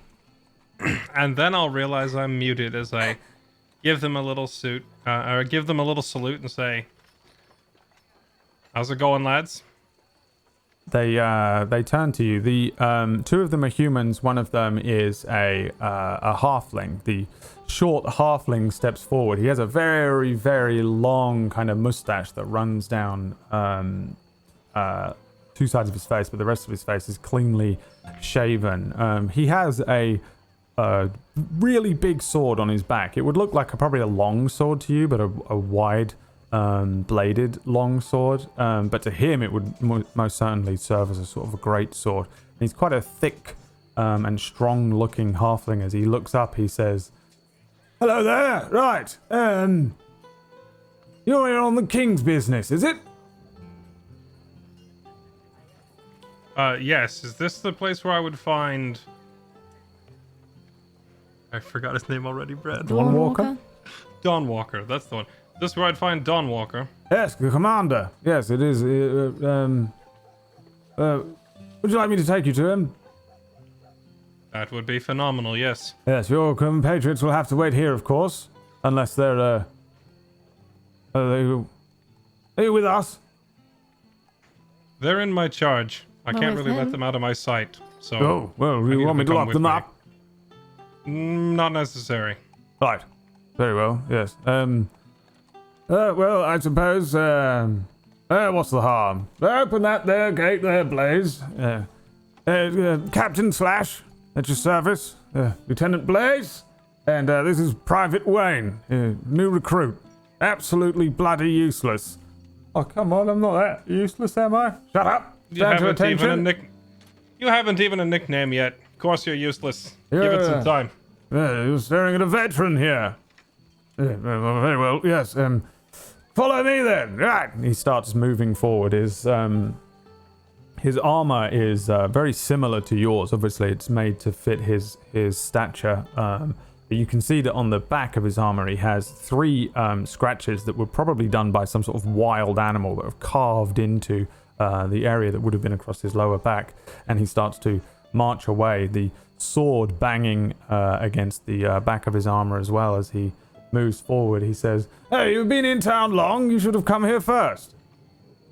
No, we just arrived within the past hour or so. Ah, I see. You're looking for lodging? Right, had to get all of our provisions. They and haven't got lodging squared anywhere away for and you all to that. stay, I'm afraid. That's fine. We'll use the lodge in town. I mean, you Hey, can stay in the, the barn if you'd like to stay in the barn. Depends how hard up you are. You got cash? Got enough for a room at least. Ah, yes. You want to stay at the lodge. Yeah, you don't want to stay here. No, the boys, they'll catch you in the middle of the night. They'll steal this one. They'll take his hat and they'll piss in it. There'll be no hat pissing on my watch. Hey, the big Goliath fella out front. It made it sound like there was some sort of a ruckus going on over here. Told me I should go see. I don't know why this guy's name trips me up so much. Dawn Walker. Told me I should go see Dawn Walker straight away. Is there some sort of trouble going on? Something the matter? Trouble? There's always trouble. What, do you want something to kill? I'll give you something to kill. I'll never complain about that. I was just wondering why everyone made it sound so urgent, that's all. No trouble, really. Oh, we're actually in town. I think the town watch have got trouble, but not our trouble. We don't need to worry about that. Right. Maybe it's their problem and they want us to fix it as usual, right? Yeah, that's what I understand. All sorts out on the outsides of the gates. Things that are kind of in trying to get all these fine people. We don't have to worry about that. We're only here to do what we're told. You understand? When the orders come down from the king, we march out. And haven't had any orders in all the years I've been stationed here, but that's what we do. And we train these new recruits like that little wanker over there, Wayne. Hate him. Oh, isn't that a familiar story? A little bastard he is. Absolute little bastard. Right. Well, what is it? All right, we're heading off to see Mr. Dawnwalker. Yes. Well, you want to be very careful with glances over at your 3 comrades. Yeah. Well, I don't know if he'll let them in the room even. It's fine. They're not gonna make any trouble. Prisoners, are they? What do they do then? They're thieves. That one's a thief, right? I can tell a thief. I can see a thief from 5 miles away. A spy. We've got her infiltrating the elves. Oh, that's a bloody good idea. Bloody elves. it They're gonna quiet, though. come after us one day, I'm telling you. Yeah, turn your back on an elf. Well, not our elf, not old Doorwalker, I mean them. You know, the trees. They're up in the trees. Absolutely. We want to be careful of these tieflings as well. Yeah, They're all when just they waiting learn their to moment, sail, we're aren't in they? trouble. When they get any boats, we're fucked, we are. Yes, right. Glaring at him. Straight through here. You're just heading through here now. Okay, we're going to be heading up these here stairs, but I'll just let you head on up by yourself. You can introduce yourself. At the very top of the stairs, you have to knock on the door. Right. I guess I'm kind of looking back at the rest of the group, kind of hesitating about leaving them behind. Oh, I'll be fine. Will I can be in charge. You're good at talking. I'm sure you'll ask all the right questions. I'm not worried about me. Stay out of trouble until I get back, and then I'll go up alone, I guess. I never get caught. You head up Is the that stairs. We'll stay with the 3 downstairs as the halfling turns to you, Merlin. He says, Oh, right, so you're a gnome. Yes, I do be. Interesting, yeah, I haven't seen a gnome around here for a long time. I don't know if I've seen a gnome here in all the time I've been stationed here. I've been stationed here 50 years. Well, then I guess you gotta know me. See the pun I did? Never mind. What? No, I don't know you. Have Where we met? can we get drinks? No. Drinks? Drinks? You You want bring to get? drinks? Oh, I'll get you some drinks, yeah. What are you drinking? We really shouldn't drink right You now. want the yeah. fucking should be hard drunk by stuff the or time the Will really gets back. fucking hard stuff? Ooh, How hard's the road No. been? It looks No like it's been hard stuff. absolutely fucked. You look scuffed. Points at you. very Fitz. hard. That's not very pleasant, is it? You need a better armor. What is that anyway? Grabs at your gauntlet. What is that? Get your hands off me, thank Look you. at that. That's made. That's strong. That's very good then. All right. And your bow there, elf. Let's have a go. No, thank you. Yeah, right. I'm just testing you all. You're always so handsy with the Yes. people you meet. Well, you're in my military care, you understand? I have to make sure that you're not here to kill me. I believe they call that guests. We're guests.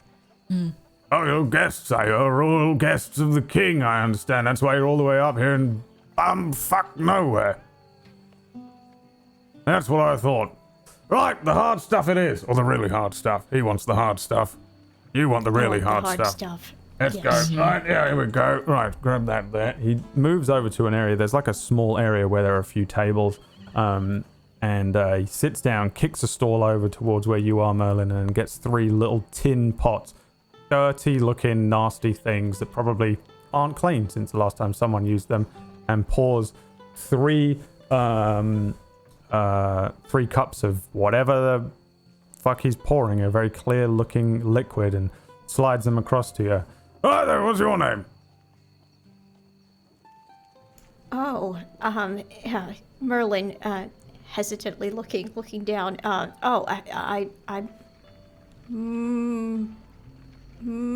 He kind of like looks to Fire and Fix as if like, should I perhaps, give my real name? I just am looking at you confused. Are you okay? I'm Marvin. Nice to meet you. Give me a deception check. Oh no. Marvin. Oh no. I think I've made a mistake. Oh, 14. Marvin! Well, I used to know Marvin, absolute bloody twat. What's your name? Grow hairs on your balls, that will. I shoot my drink. Not very talkative, are you? Don't worry, if you're thieves or murderers, I don't give a shit. The name's Ice. Give me a deception check. I look at Merlin like, that's what we're doing. Ice. All right. What about you? You should be called Ice. Not that one. Fix. Fix. Well, fucking okay. What? Okay, well, What's wrong with that? Well, no, what's the there's problem? You have a problem with nothing. that? Yeah, I've got some weird. My name's Slash. Ridiculous name for a person. I'm a grown adult. Is that like a knife slash or the other kind? What other kind? Quite right. Yeah. Upstairs. You head up to the top of the clock tower. The stairway leads up to the top here of where the clock tower would be. But before you feel like you can reach the very top of it, you get the sense that above you, where the actual clock tower is, there's probably another room that is accessed and is probably filled with all sorts of mechanical contraption-y things. But the very top level of this, you come to a doorway kind of awkwardly at an angle in this stairway that seems to lead off to a small room. The door is closed. What do you do? Can I hear anything inside? You can actually. You can hear like bubbling pots. It sounds like someone's cooking. I'll just rap on the door. Yes, what is it? Is this where we report to Dawnwalker? Commander Dawnwalker to you. Yes, enter. I will walk on in. You step in. As you walk into this room, you can see that this room is clearly built kind of around the stairwell. That there is it looks like a room when you step in, but it's also kind of like a hallway. A very thin-looking thing that curves around to one angle. Immediately on your left, there are a ton of bookshelves from floor to ceiling, filled with all sorts of tomes. You can give me an investigation check if you want to see what they're about, or if you don't care. If I can read them without having to go pry into his business, sure. Yeah, I'll just see as what it a is. glance. I always assume that people do this because it's the same as when you just wander in and see someone's bookshelf and you're like, oh, you got lots of Stephen King on there? That's what you're into, and then you carry on walking. An 11 on the investigation. Lots of books about the arcane, like magic and alchemy and things like that. These are magical tomes for the most part, very neatly arranged as well, and they seem to be arranged in a way that the largest of the books are at the bottom of the shelf and the top seems to be much smaller things. Then there's a small window with a little desk in front of it, and on the desk there is all sorts of little alchemical things, little vials and pots and little measuring bits and bobs. Most of the pots on here are sitting above what look like tiny little flames, and they're bubbling, and 2 or 3 of them giving off kind of strange scents, very flowery when you walk in at first, kind of a sweet flowery smell. Maybe taking a few steps around a curve, you can see now a quite tall looking elf who is standing with his head kind of buried into a book in one hand. Behind him there is a small sort of bed area with a few outfits that seem to be put on the wall, including on one side a very, very resplendent looking piece of armor, the type of thing that you might see elven royalty wearing more so than a member of the Guardian military. Each of them, however, definitely belongs to that of the Guardian military. This is a high-ranking individual for sure, but it's kind of surprising to find him in this back alley place. The 3 at the post, they didn't even care. They just let you straight in to see the commander. Didn't check anything with you, no code words, nothing. Kind of just very lax. Doesn't appear to be any military strength in this town. You didn't see any other soldiers or anything like that. But once you see this guy, I think you get the sense that he's kind of more like the real deal.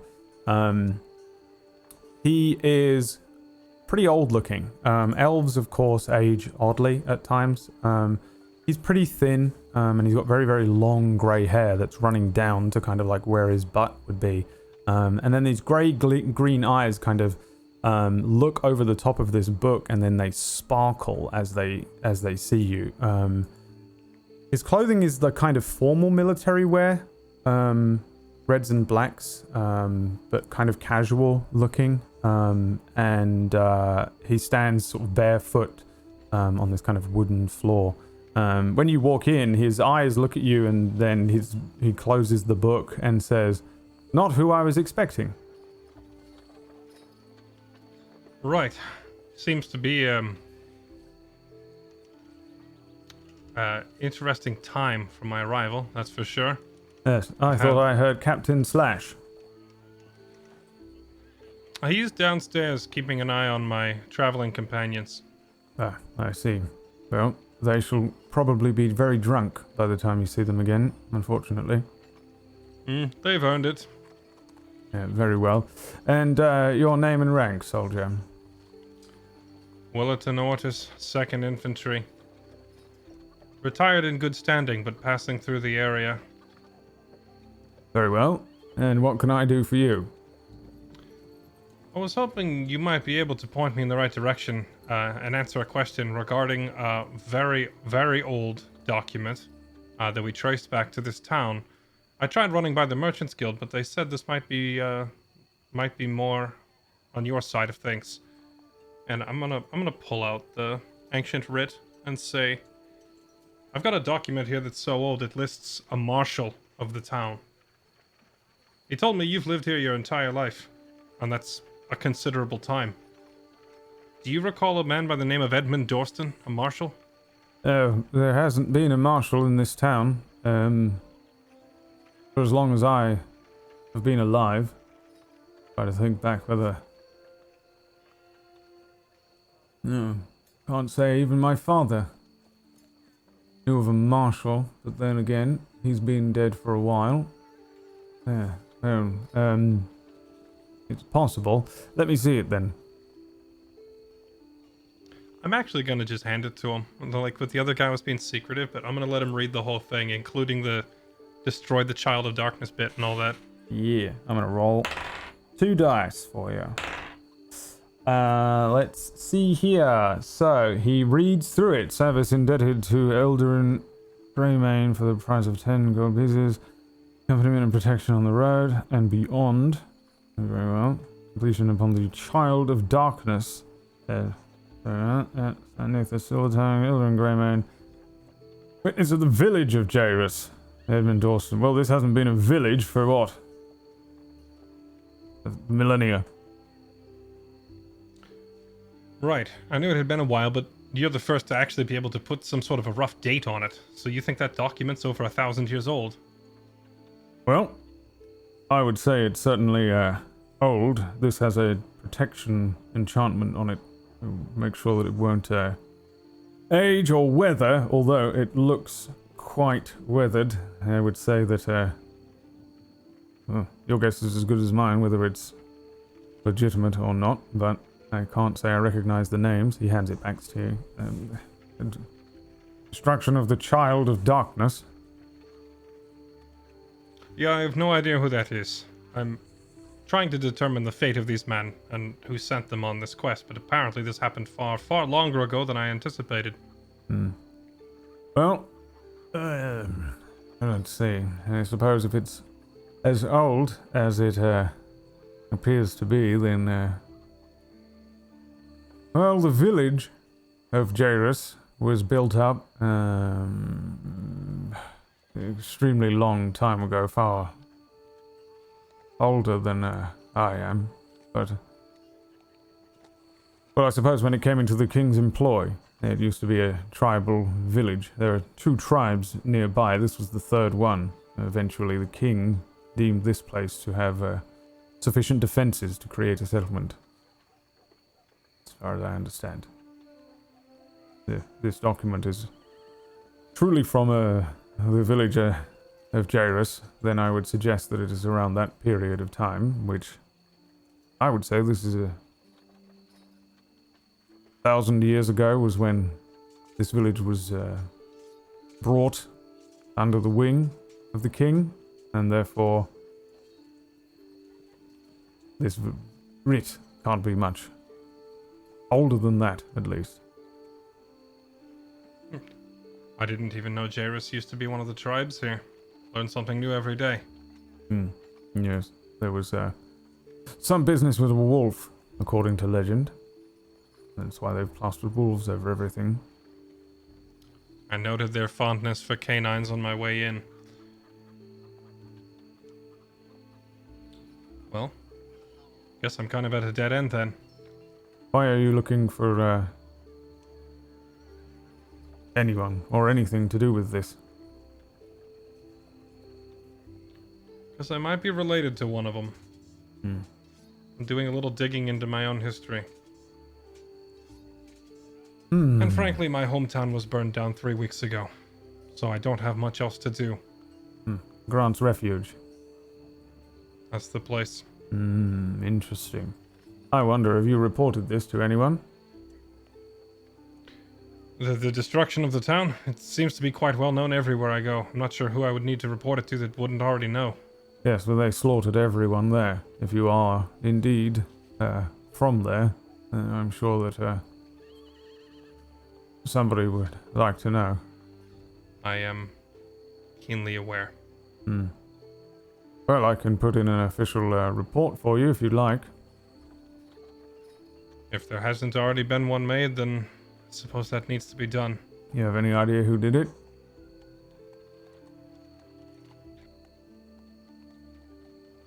Yes, I do. Oh, there you go. That information would be extremely useful to me and the king. Yeah, hand me that quill there. I'll hand it to him. Yes. Yeah, right. So it was a Willerton. That's me. Ortus. Correct. You can't possibly be born and bred Grant's Refuge. No. Guardia City, directly. I didn't move to the refuge until after I left the service. Alright, yes, well. And, right, you give me some names and some leads, and this information would be very useful to us. We've got some people to hunt down before they do it again. Mercenary group by the name Leon Viperum. Yes, those fuckers. Sorry, mind my language. They are 100% the ones who did it. Were you there, or... This is hearsay. I got there too late. Then, But after talking to witnesses along the road heading north, everybody was saying the same thing. Big group of lion and snake bandits heading north. I caught one of their stragglers, and I choked the information out of him till he confessed. It was them. And how is it that they've come by so many men and such a strong force? They're getting funded by some outside agent. I don't know, civilian of some sort. Guy named Arias. And I'm gonna keenly watch to see if this guy reacts to that name at all. Give me an insight check. It'll be an 11. An 18 on the insight. 100% recognizes it. You see his eyes flicker towards you, that green sparkle to them. Arias. Any idea why this... The bandit that we caught, he said that they were working for him, but he didn't really explain to them why. I don't know. I guess he's a wizard or something. Magic's not my strong suit. But apparently they did it on his order.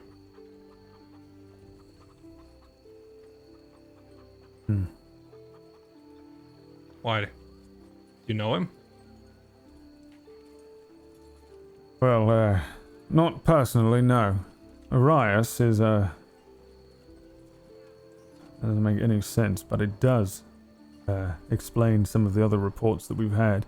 Undead and spirits and the like, bolstering forces. Why? I have absolutely no idea. They call him the Mad Tiefling of Fairness Timorosa. How'd he get that mouthful of a name? He was conducting immoral trials, binding spirits to children or some such. He was removed from the Wizard's Lodge at Ifrit years ago. I only know him by reputation. I see. Well, if you were to come across him, what would you do? Well, I should have to do my duty and remove his head, of course. I would be very curious as to the reasoning behind why he would join a group of bandits. He's certainly given them the strength that they didn't have before. They've always been a problem, but now they're almost their own military wing. Does this guy seem to be telling me the truth? Give me another insight check.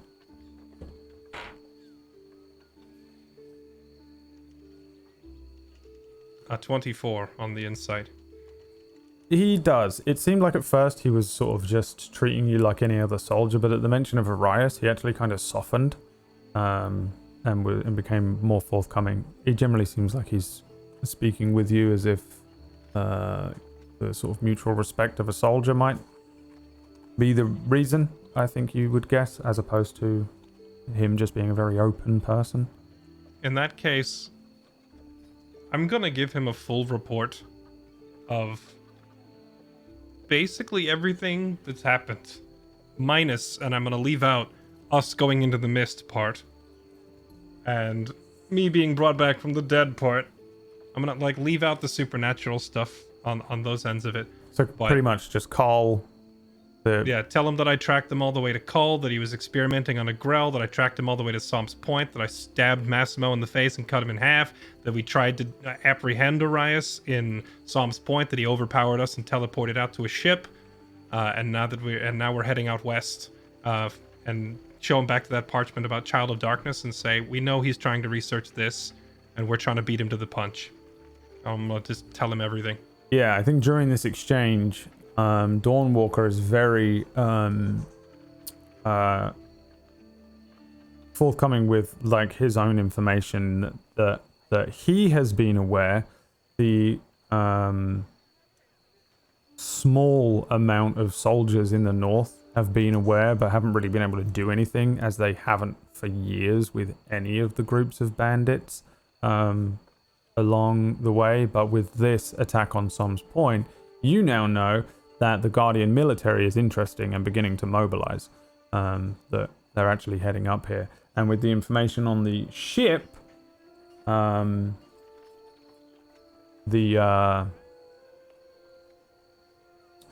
commander here says that, well, I think probably he says, are you convinced he's on a ship with what forces he has? I'm convinced his forces are on the ship. However, he's demonstrated more than once that his magics allow him to move long distances very quickly. I suspect that he can move out to his ship and then back to shore at will. But I don't think he can move his men. How much did you tell him about, like, working with him to a degree? I framed it to the extent of we're trying to beat him to the punch at his own research rather than we're working for him. But yes, that he... I mean, I was... Did you explain that you were arranging to meet him again?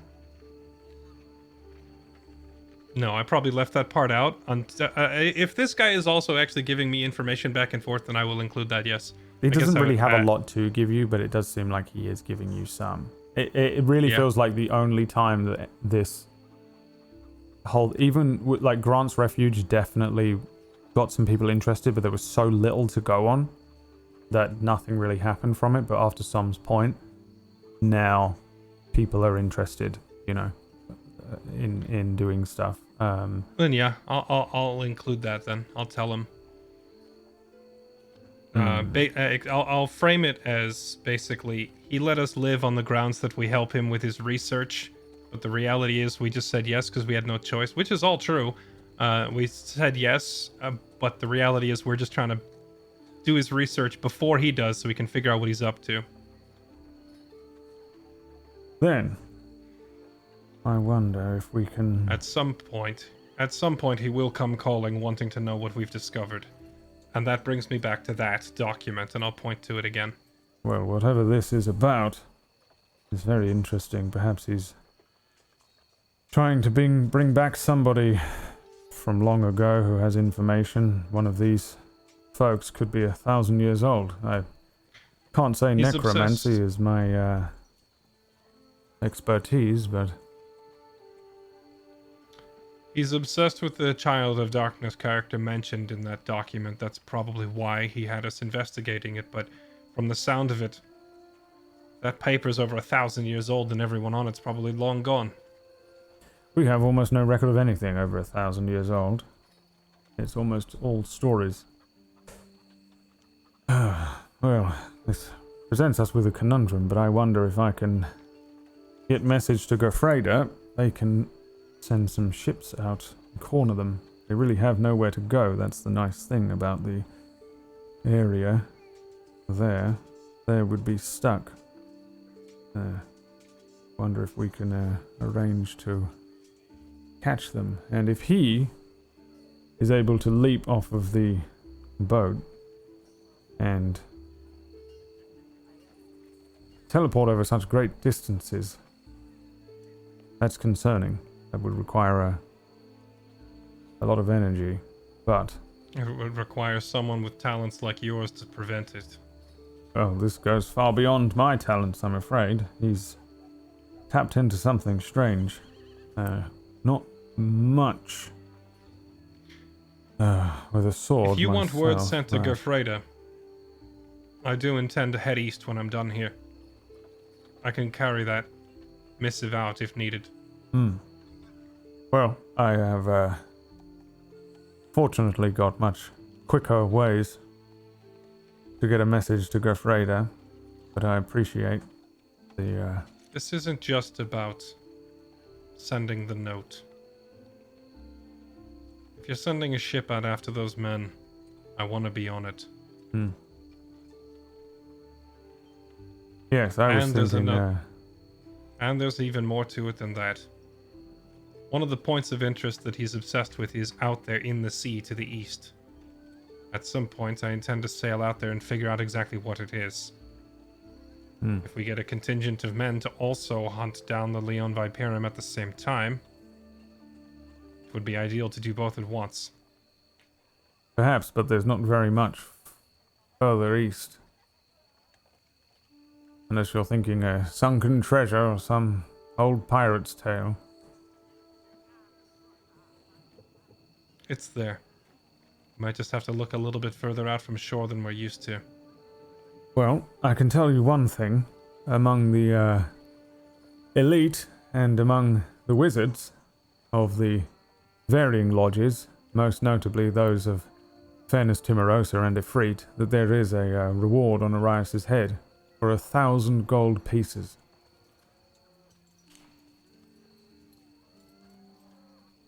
Good to know. If you think he's going to come after you, then perhaps set a trap. Take that head. You can bring it here to me if you'd like, and I'll ensure that you are paid.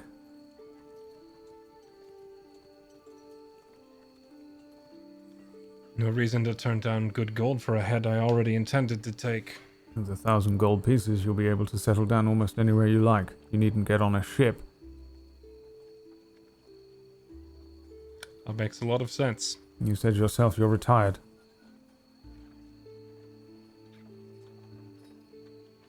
Yeah. Then you are hunting these men out of vengeance. Yes, I am. That would be illegal. If there's an official price on his head that can be turned into the military, it doesn't sound like I'm breaking a law. I mean hunting these others. I'm thinking that perhaps you leave the military strategy to the ships in Gafreda. If Arias comes for you, take his head, but other than that, it seems to me that you and your companions should step away from this. It's extremely dangerous, and you're involved in something that is, crazy. How many men do you have at your disposal? Here? Or at my disposal? Just to deal with problems in the north in particular. Well, including those of Merrin's Keep, I've got about 250 men. At the drop of a hat, we can head to the small castle at Kira. It's not really under my jurisdiction, but on a technicality, I suppose I outrank their commander. We could pull in another 250. But they're stationed for civil war, not for manhunts. Hence the My point rice exactly. banditry. My point exactly. You have the entire north central and northeastern regions of a continent to look after and only 500 men to do it. That's a lot of ground to cover. Does it look very well looked after to you? No, not at all. I've been traveling it for the past week and a half. I've seen how bad it is out there. What I'm getting at here is this. Might be questionable, might be dangerous, but I'm doing okay so far. I tracked them down. I got their names. I know where they're going. Let me keep doing it. Because you don't have the manpower to be chasing them all over the place. But I have all the time in the world. Very well. Then, let's say that, for all intents and purposes, you are, sanctioned. I appreciate that, sir. Do you have any suggestions for this part, though? And I'm pointing to the Child of Darkness bit on the script. See, all this magic stuff goes a bit over my head. That's the harder part. I don't know what that means or where it is. Certainly not something that I've ever heard of. Could mean anything or anyone. They're necromancers and these cultists, they often have these names and pseudonyms for people, creatures, things, all sorts of With your nightmares. With your leave, sir, my companions might be able to shed some more light on the topic. At least one of them. Two of them. Maybe all three, I don't know. Assuming they're not too horribly drunk by now. But if you wouldn't be opposed to them joining this conversation, might have something to add. Yes. I tell you what. I shall consult 2 or 3 of these books that I have to see if I can find any word on this child of darkness, and I shall meet you downstairs. There's a small area. You can make yourselves comfortable. If you need to make food, there is a stove, and I'm quite sure that Captain Slash will find you a drink should you need one. If you give me a half an hour to an hour, I shall see if I can pull anything from these books of necromancy. Sounds good then. I'll get them ready. Very well. And thank you for your service, Wilton. It's been my honor, and always has. Yeah. But welcome back.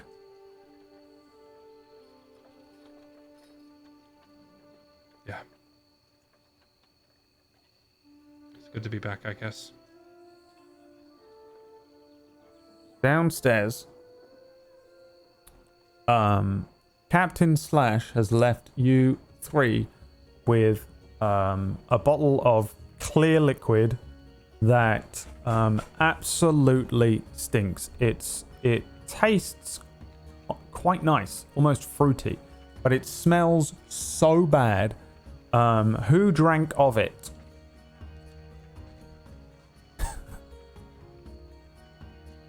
Absolutely not. Not a chance. All right. Those that drank of it, please give me a Constitution saving throw. Oh no. There is no chance I'm going into that mist with a hangover.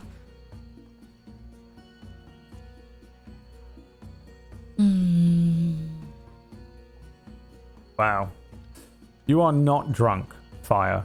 But this is some of the strongest liquor that you've ever had. It is pretty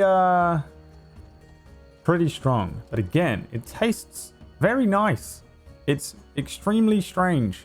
It's a clear liquid, quite thick, almost like a thick vodka. At first, that's probably what you thought it was for coming from this bottle.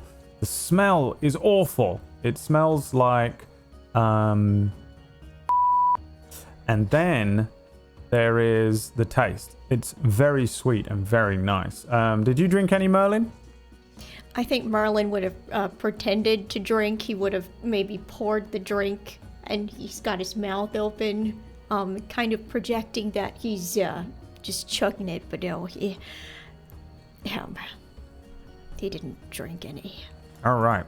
So you guys are all perfectly okay. For a little while there, Captain Slash was drinking and this and that and the other, but eventually this one of these privates came in and drew him away and left you guys here. It's kind of just a small room. You can see that it's got several rooms coming off of it. In this small room, there's 2 sets of tables with 4 chairs each and a small little stove in one corner. There's also a hearth that is currently unlit. It's probably quite cold, so I don't know if you would have lit it yourself. You absolutely can have done if one of you might have done that.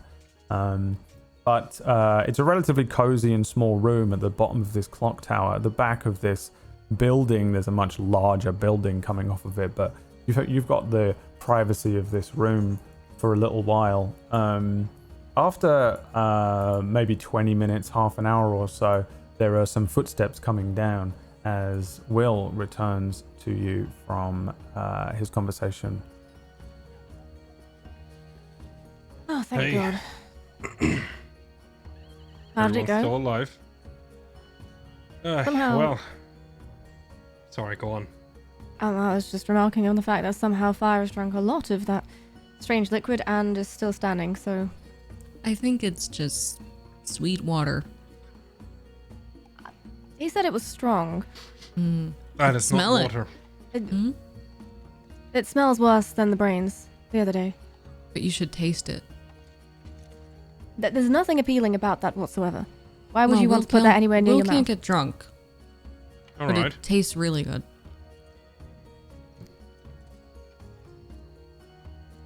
Right? It's almost too sweet.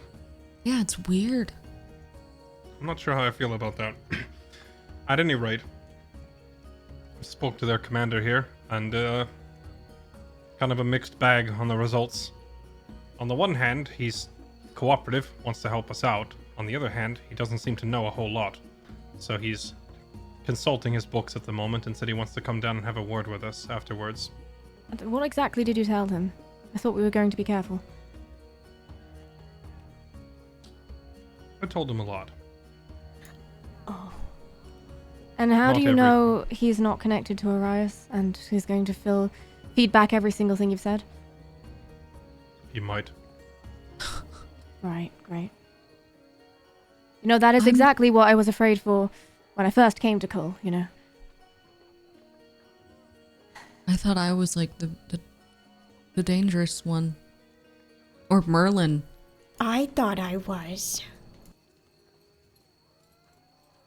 You I trust still him? could possibly be. I do. I do, mainly because I've heard this man's name back when I was cadet, or I even finished training.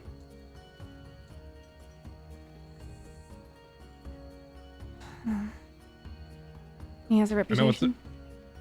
it's a bit of thin reasoning, but the man's a soldier, sworn to the defense of this kingdom, and he's been doing it since before I was born. If there's anyone here that I can trust, it's him. And yes, Right. I understand it's a bit of a gamble, but we're not going to get through this without making allies somewhere at some point. Also, apparently there's a price on Arias' head, sanctioned by the government. For what? How do they know? Apparently, he's already got himself into a bit of trouble with some rather unscrupulous experimentation prior to all of this mess. That He was tracks. already a wanted man. That would explain why he was messing with us over near a free. I heard the rumors. The child napping, Yeah. tiefling kids. They I already knew suspect about he this. was doing things No, way but- before that, but Right. What I'm saying is, Don Walker brought that up. I didn't tell him. He already are knew. you telling me they already knew this was happening and nobody tried to stop it ever? Sounds like they put a price on his head, but haven't been able to nail him down because he's a wizard teleporting long distances. I suspect the average group of soldiers would stand no chance of catching him. But if they all knew, if all of these people in the free and the people of his commune knew and nobody tried to stop him at any point, who is going to try and stop him? I am, for starters. I am. I am. You can ask Don Walker the same question. Maybe he'll be able to answer. But yeah, I I will. can't tell you why. I can't tell you why no one's hunted this guy down before because I didn't know who he was until 3 weeks ago. It's not your fault.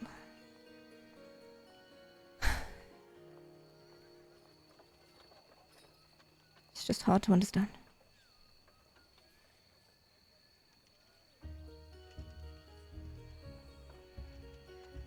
I can relate.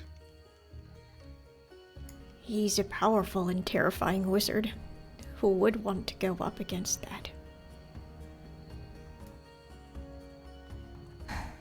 We can't Seems like- entirely blame these people. The longer they leave it, the worse it gets. Well, that's why we're gonna try and stop him. Well, at least they are now doing something about it, I suppose, and we're not alone here, right? We're not alone. They know. It sounds like destroying the refuge and the death of most of my friends was enough to get the government's attention. Arias has overstepped by doing so. The way They- the way the commander here is talking, they're going to mobilize men to go after them. Do they The care for Viperum, Arias that or is. the Viperum? Right.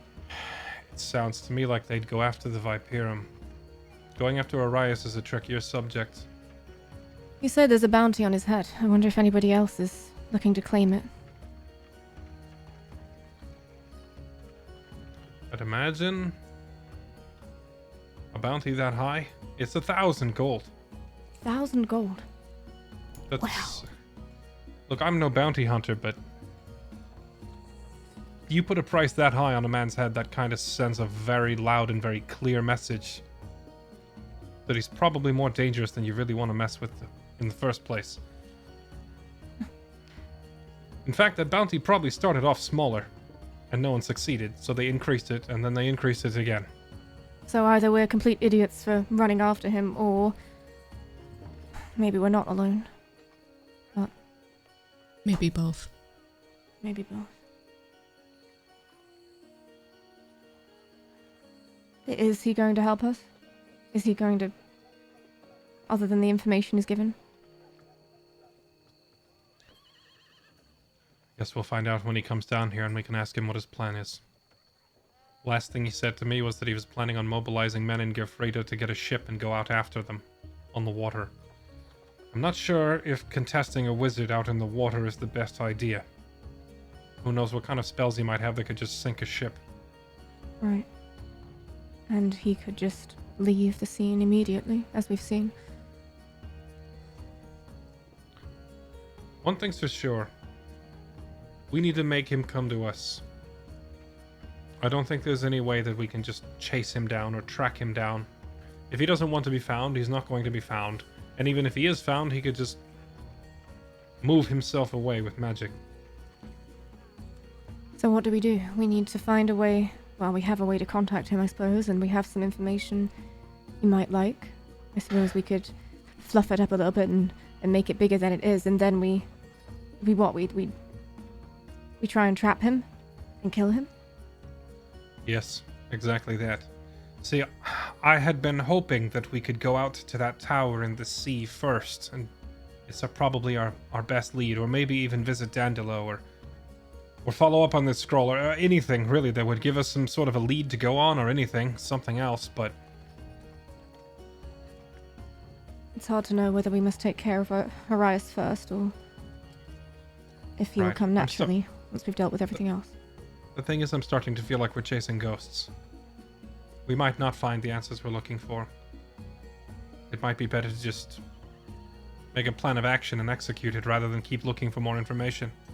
And if we are going to make a plan of action and execute it, then it might be best to do it here whilst we're here, while we have another wizard and potentially soldiers to back us up.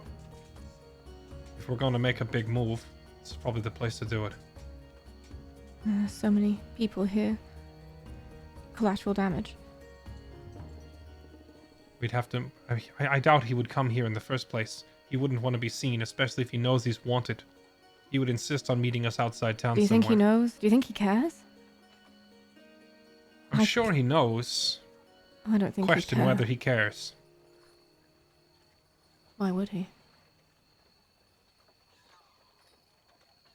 To a certain extent, he has to care. He might be a powerful wizard, but he can't fight an entire country by himself. If the army or the militia went after him, he can only stop so many with spells before he takes an arrow to the eye. Which would explain why he's had the Leon by Pyram stirring up trouble. Maybe he gets the military busy looking at them, while he just quietly heads a different direction after he's exhausted their usefulness. I don't know. Or maybe he hasn't put much thought into it at all and he's just acting chaotically, and we're trying to make sense out of a riddle. That does not sound like Arias. No, he seems like a very well calculated wizard. However, I suppose we could question his sanity at this point. His actions have been, well, erratic, I suppose.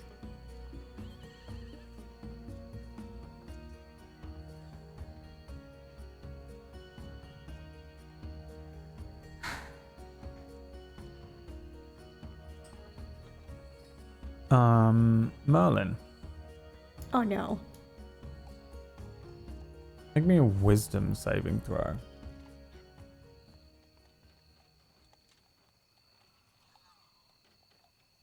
Somebody begins to cast a spell on you.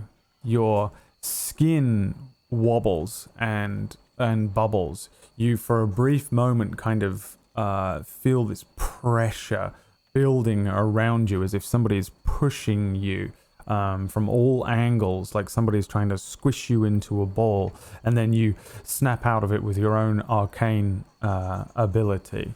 There is a commotion upstairs, the sound of footsteps, and then you hear steps rushing down the stairs here. You see before the person, you see a kind of a long, very thin-looking quarterstaff. At the very top end of it, you can see what looks like a green gem, maybe jade, around the corner. And you notice, Will, quite quickly, the wizard that you've just been speaking to from upstairs come rushing around the corner. He stands looking, at first, kind of a look of confusion over his face, and he points the staff at you, Merlin. He shouts to the three of you, "Get back, quickly!" No. Stand down. What are you Stand doing? down. Where? I stand in front of Merlin. Same. I don't think you are aware. This creature is being compelled. Compelled by what? Compelled. I'm presuming your enemy, Arias. Compelled to do what? You may not know this, but I'm afraid your friend is dead. Wow. We certainly didn't know that. I'm just immediately elbowing fire. Shut up. Not helping. We're aware that he's dead. And how does that mean he's being compelled? You are aware that he's... Then how? He lowers his staff a little. He looks across each of you. One of you? Oh. He glances at you, Fix, looks you up and down. You can admit it if you are practicing with necromancy. I wouldn't even know where to begin. This is not anything any of us have intended. I will be honest with you, Commander. There were some parts of my account that were so larger than life and far-fetched, I didn't suspect you'd even believe me. Including the part where he died. Yeah, no, I died, and I told them the moment I came back. Fascinating. He's been What? reanimated in some way, but Arias had nothing to do with it. He wasn't there. What did you tell him of the mists? Did you tell him anything? The mist. Oh, Did you use the mist to do this? I know it's possible, but... We did. Are you We did telling not me do that- anything. We were in the mists and it happened. Tell me, does this creature retain its memories? Merlin? Creature, I have a name, and yes, I do. This Still is retain all those memories. unprecedented. And, I presume your dietary requirements have changed. That I will confess that, yes, perhaps it is different nowadays. Raw meat, clean and freshly cut. Preferably brains. Brains, right. It's been a bit of a challenge Well, keeping up with finding him raw meat. we're working with it. We're making it work, and we're just adapting to this new normal. You know? What do you know of this? How do you know what his dietary requirements are? I have been living on the border of the mist for over 300 years, I think. I know an undead when I sense one. Can it be reversed? Reverse, absolutely not, or at least not as far as I'm aware, but this is... I've never seen anything like this. Well, at least it's sense and not sense, because I thought maybe I was starting to smell bad. And you are able to retain some ability of self-understanding. You could stop my spell.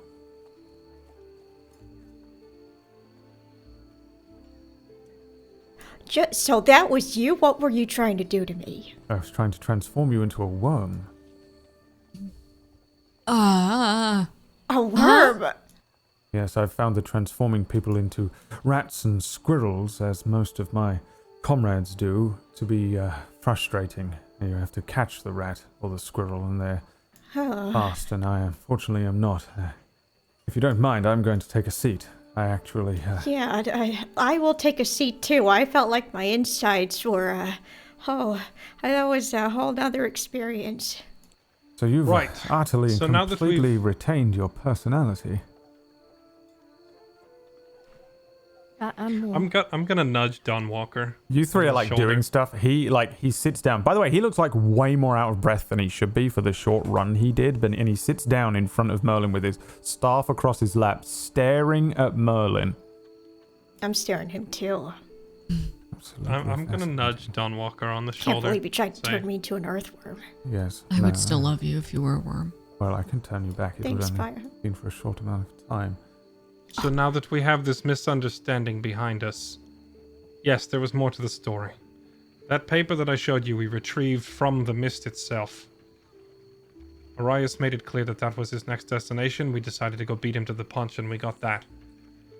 While we were there, though, we had to fight our way out through some particularly nasty denizens of the mist, and Merlin here wasn't so lucky. But then he just got up. Which is impressive, but Arias was neither there nor aware of what was going on, so it couldn't be him that compelled him or reanimated him in any way. It was some sort of force within the mist. You're missing the part where Fire, actually, right before I did come back, I don't think I would have been back if she... She was very upset, Merlin. Oh, she was very upset. Very upset. Very upset. There's just like the most I give up expression on Will's face. Roll me a persuasion check, Will.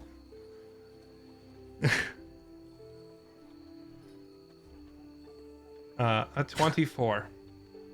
He is looking at you. He's astonished. I sense no lie, but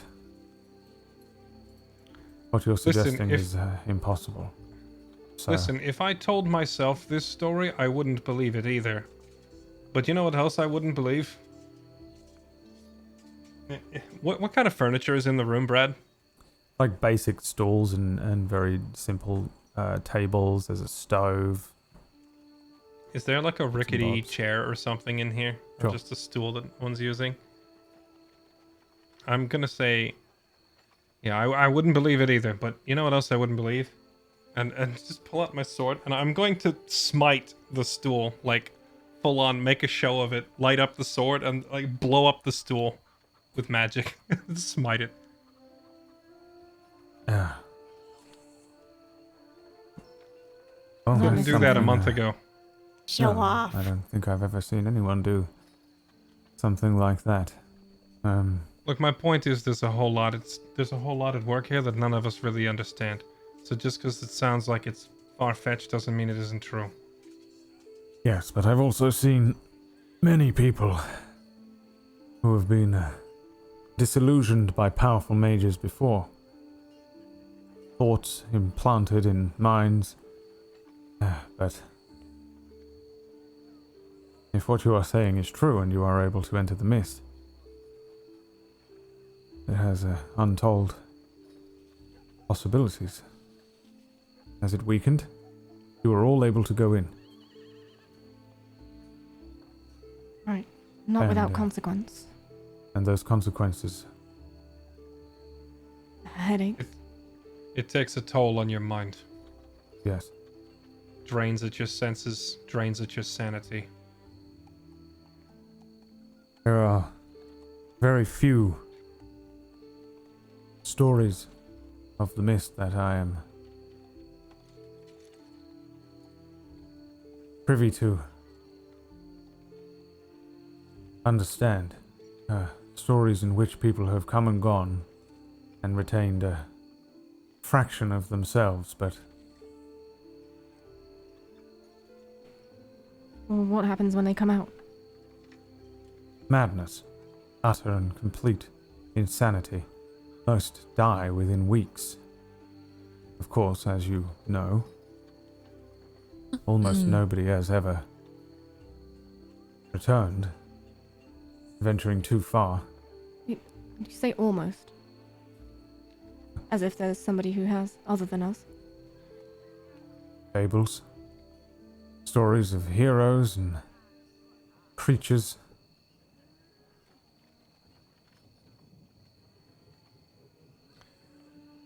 Right. That's all well and good.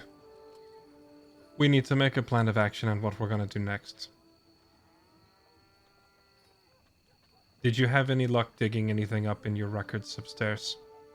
Right, yes, of course. The brief scan revealed nothing of a child of darkness, nor nothing similar in other languages. Could reference anything, frankly, at this point. Nothing overt. Are you sure you have no idea what this could be referencing? I give Will a look as if I'm asking, like, should I say something? Is it too late? I'll just nod back. What do you know of demons, demonic entities? Children's stories. Creatures that live among the other creatures of the mist. And the name Shamsil? It's not somebody that I know.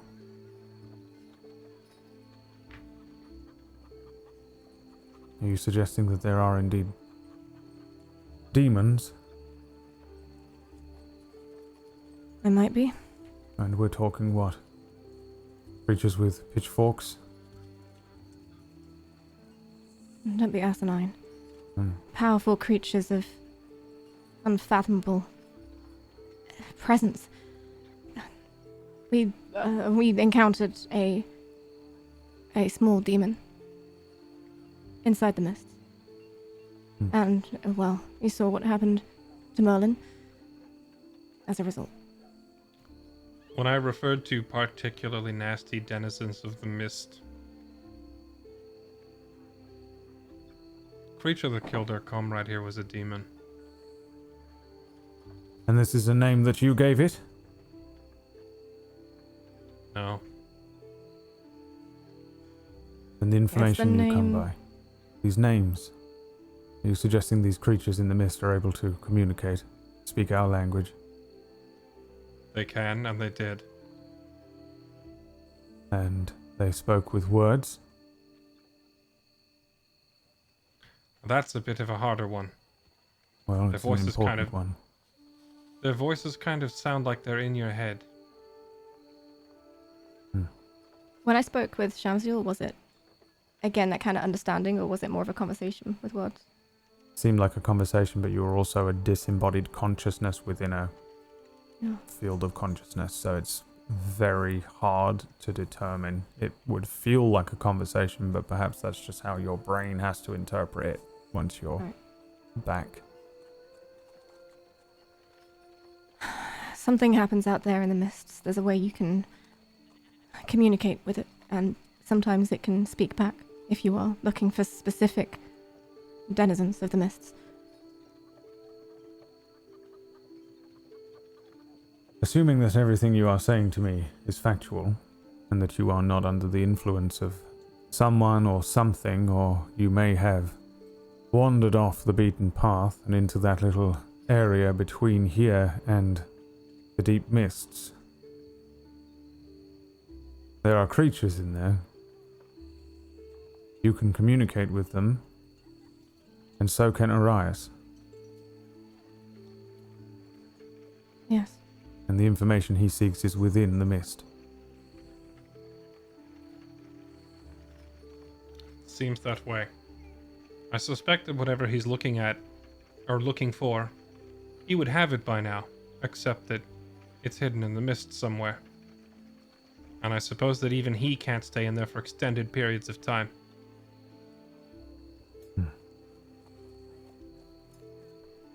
Nor can we, for that matter. I had to leave quickly, else be driven mad. And we still paid a price for it. How is it that you are able to stay in the mists so long, and Arias?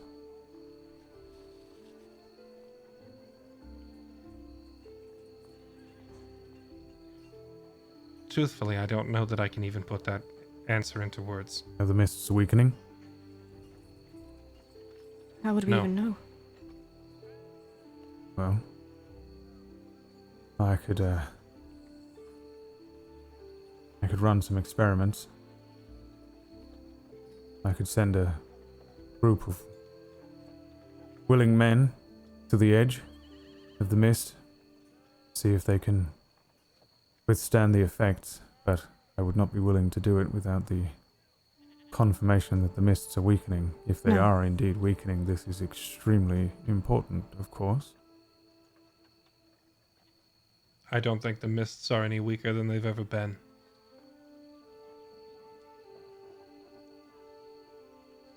So then you are able to withstand it how? You four in particular? According to him, you've only just met.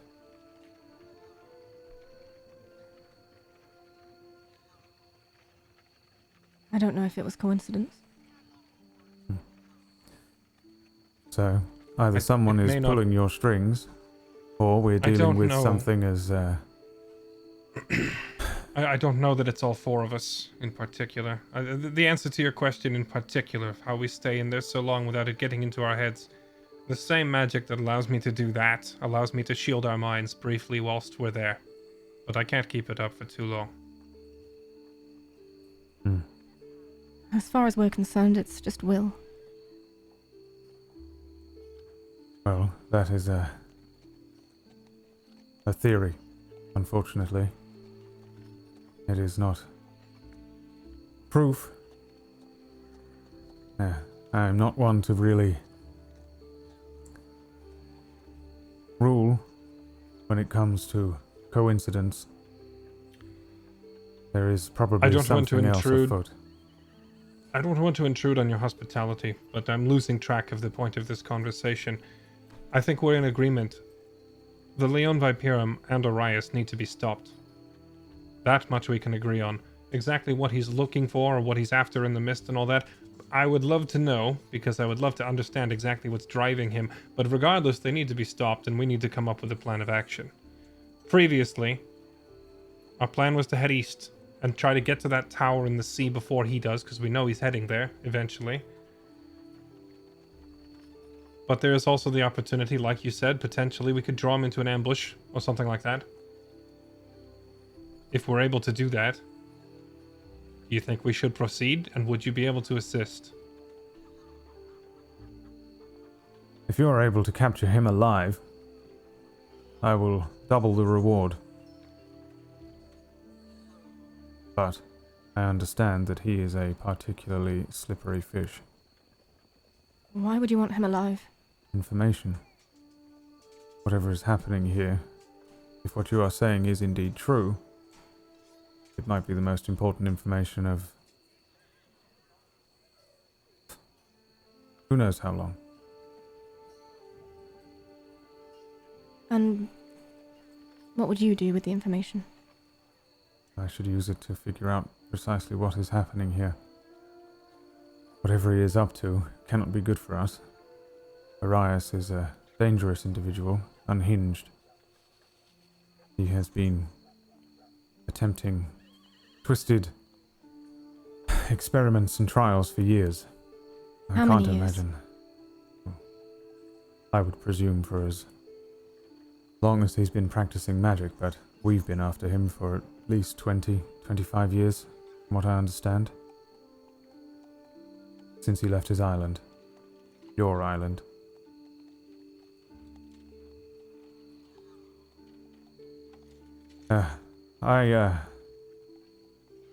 I'm not sure in which way I would potentially be able to assist you. While I would like to provide my services as a mage, I am unfortunately for want of a better word, I am dying. My heart has all but given up. Even that short run down the stairs was difficult for me. Though when push comes to shove, I can still fight. I could What about a trap? Can you help us set a trap? dispatch some men. What few I have, since this is on the king's business, may be able to help you with a trap. Perhaps we could set something up. I should certainly be able to help from afar in some way. You will need a mage, no doubt. Do you know of any kind of spell that could prevent another mage from teleporting away? You say he can teleport great distances, which is usually very difficult to do without teleportation circles, and it seems to me that he's not using them, which means he is drawing power from something different. We know that he is in possession of several artifacts of strength, but whatever he is drawing on, I would suggest you need to figure out what that is.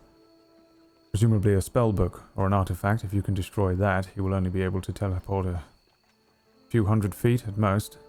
We'd be able to chase him down on horses, but I suppose if I got close enough, and I am strong enough, I would be able to counterspell it.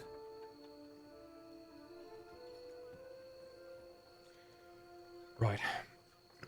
So attempting to ambush him you don't think would be wise until we figure out what the source of his power is and disable it? Not unless you know an abjuration wizard.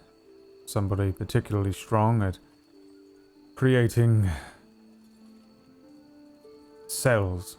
Something to stop him as soon as he appears.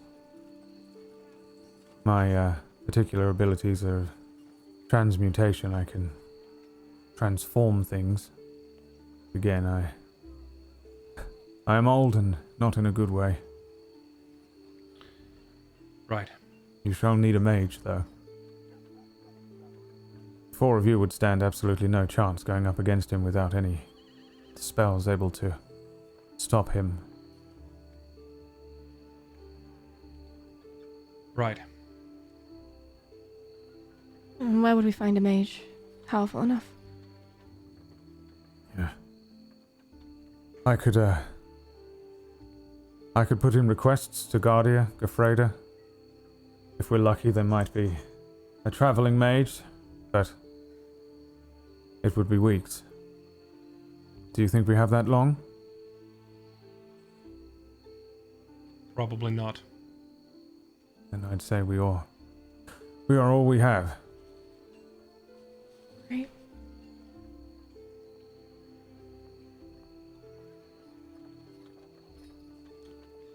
Commander, I think the longer we wait, the worse this is going to get. And I don't think we can afford to just let him go unchecked. Unless you have a better suggestion, then I need to keep doing as I've been doing and keep chasing this guy, dig up information and see what he's up to. Based on what you've told me here, I don't think now is a good time to try and ambush him. Not yet. Maybe if we could find a powerful mage and enlist their services, or find some way to get rid of whatever he's using for his magic. If we could find some way to even the playing field, sure, but right now we don't have that. Only advantage Do we really can need a mage? Sorry to cut in, but I mean, I might not know all the spells, but who's to stop me from finding them? I just need to find these scrolls, find it in the books. Maybe you could help Merlin. You could teach him something. Something you can't do.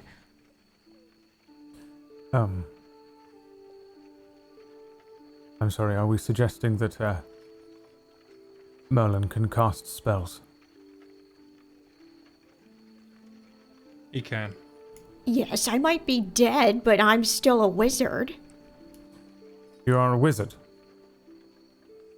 That I be. I did wonder what that staff on your back was for.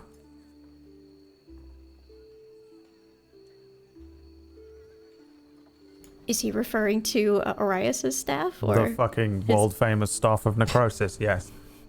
Oh. This. Well, it's actually not really mine. I'm borrowing it, but though at this rate, because I've had it this long, it's pretty much mine now. Yeah, that's the staff of necrosis. Yes, I am quite aware of what it is that was stolen in the first place. This was stolen? Oh, yes. Hundreds Was of there a years ago. bounty for that item? Just I would imagine if the wizard who had it stolen from them was still alive, there would be, but that would have been a while ago.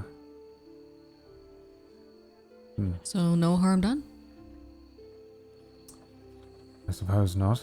There are certain spells that will allow you to locate particular items and objects, though.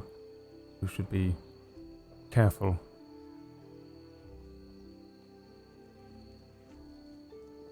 That is a very hot and quite famous item that you are carrying.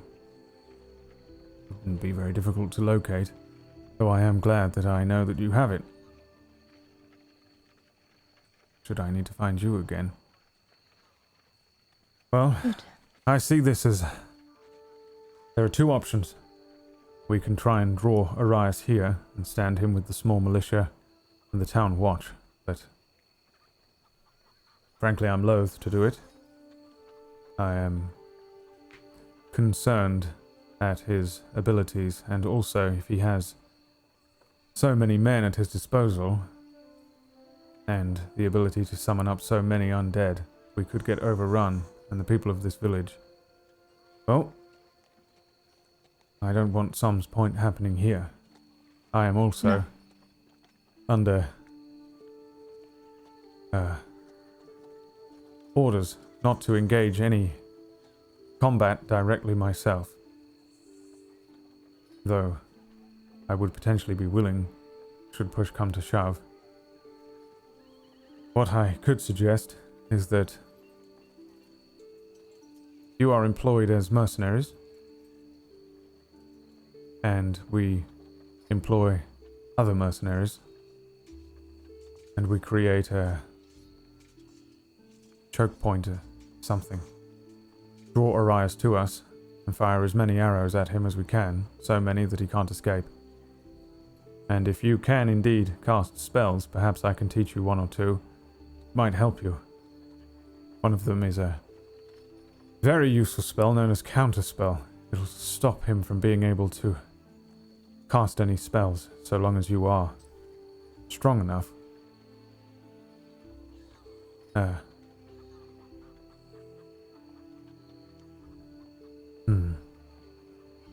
Do you have any gold?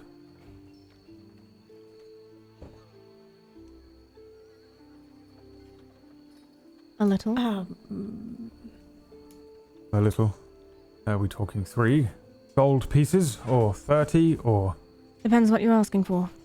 I'm asking how much gold you have. I heard that. Well, Why do you want to know? because I'm thinking that perhaps if you have enough coin, you could hire a mercenary group. And a strong one. None of the rogues and thieves. A true group. Trained out of the iris tree.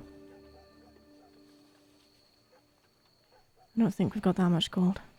No. How much do you have?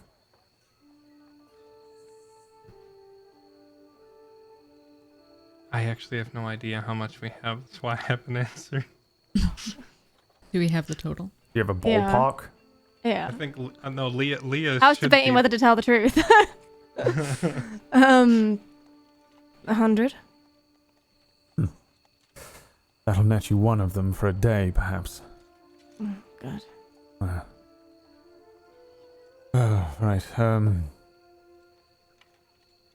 Hold on. Are you saying that Don't think too 100 much into gold? it, Fire. for a day for people from where I'm from? Yes, I can tell that you're not one of them, though. How? Well, for one, you're speaking. Mm-hmm. And for two, you're sat here in front of me, and I would, of course, have to arrest you. 3, you're not wearing the mask. 4, Mm-hmm. you're not... You know, you don't have to keep going. I get it. There's a group that operates out of Kira, known as the Silence.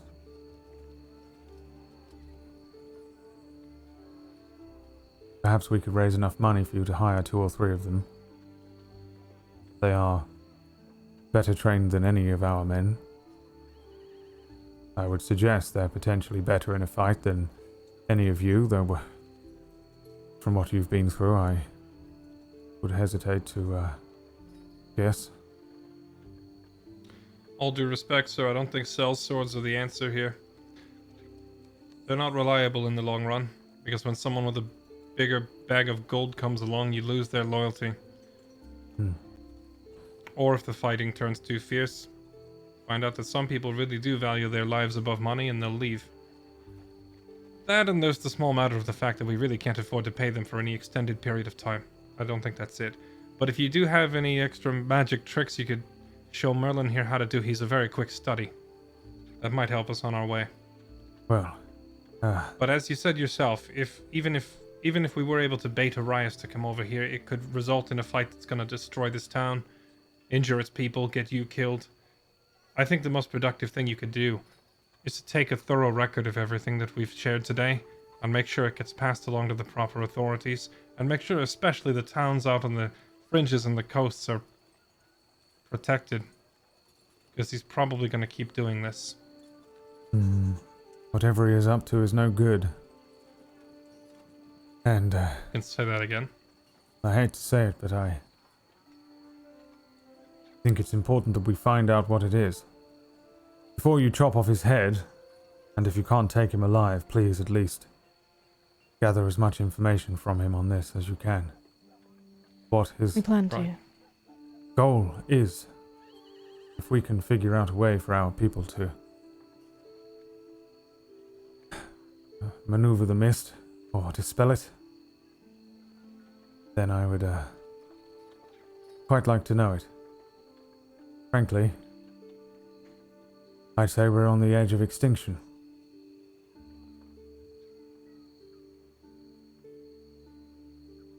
What makes you think that?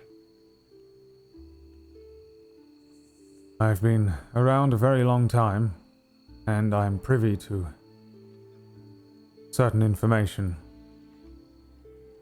from the king himself.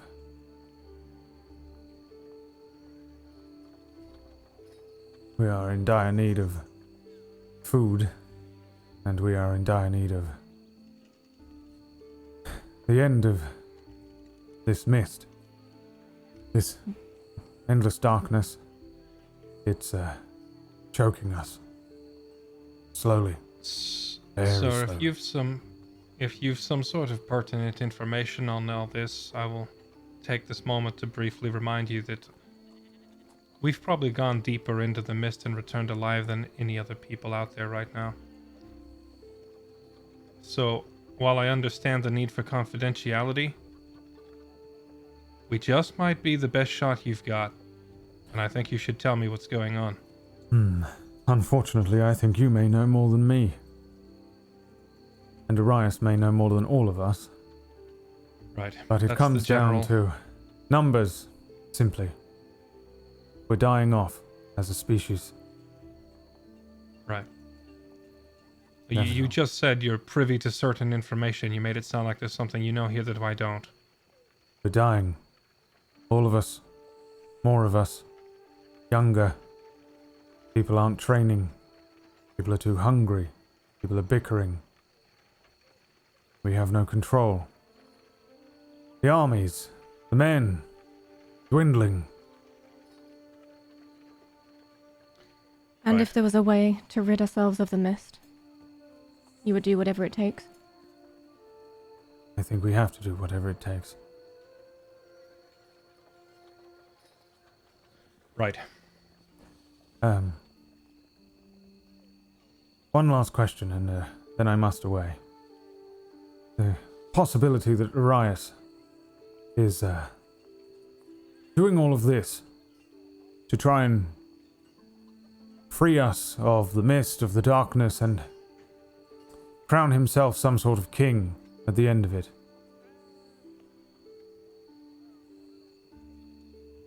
What do you think? Or do you think he is mad? I think he'd sooner embrace the mist than banish it. But it's kind of hard to say. Well then, During our brief encounter with him, the scuffle and Sum's pointed. The way he spoke, it almost sounded like he's taking orders or he's being puppeteered by something inside the mist. So, I don't think he would try to dispel the mist or get rid of it. If anything, I feel like he would become its servant. a frightening concept.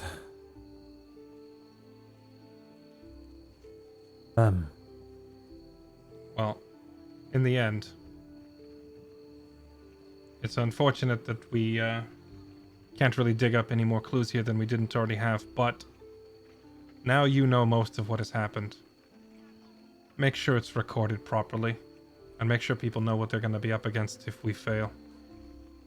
I shall be making a note of it, though. I shall hold on to it for now. Not everyone in the kingdom is of a savoury disposition, and I would like to remain in control of the situation for a little while. Right. You should at very least, though, do as you said before. Send word to Gerfreda. Absolutely. I will have no repeat of Som's point. My undead gnomish friend, please accept my apologies for my untoward attack and words earlier on. No, that's quite all right. I'm trying to fight every urge in my body not to, eat your brains right now, because I would imagine if I got a hold of your knowledge, the amount of stuff I could do. Sorry, was I thinking out loud? Perhaps, He gets like this when he's hungry. We'll feed him a rat. or perhaps you might stay here with me the night and I can teach you a few tricks. I can send some men to fetch you fresh meat, I presume, of... Brains. We can arrange Preferably. for a pig to be brought to you. That'll do, pig, that'll do. The three of you will you'll have lodgings, but it's up to you whether you'd like to stay here in the barracks with the other soldiers, or we can arrange for more comfortable lodgings at the tavern. I will stay with Merlin. Yeah, we stay with Merlin.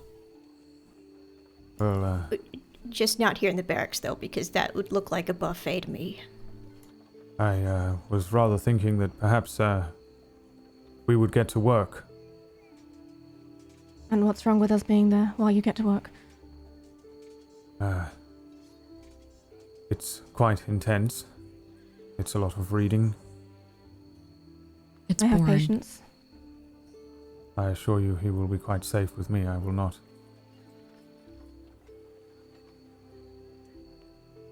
damage your friend in any way. In fact, if you don't mind, I would like to see if I can figure out a way to make you more comfortable.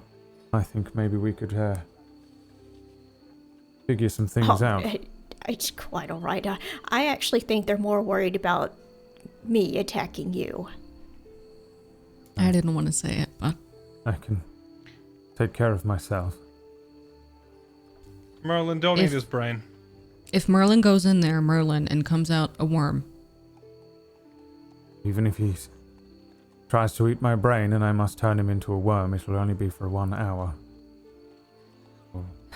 Merlin, are you okay with being alone? Because I will wait with you.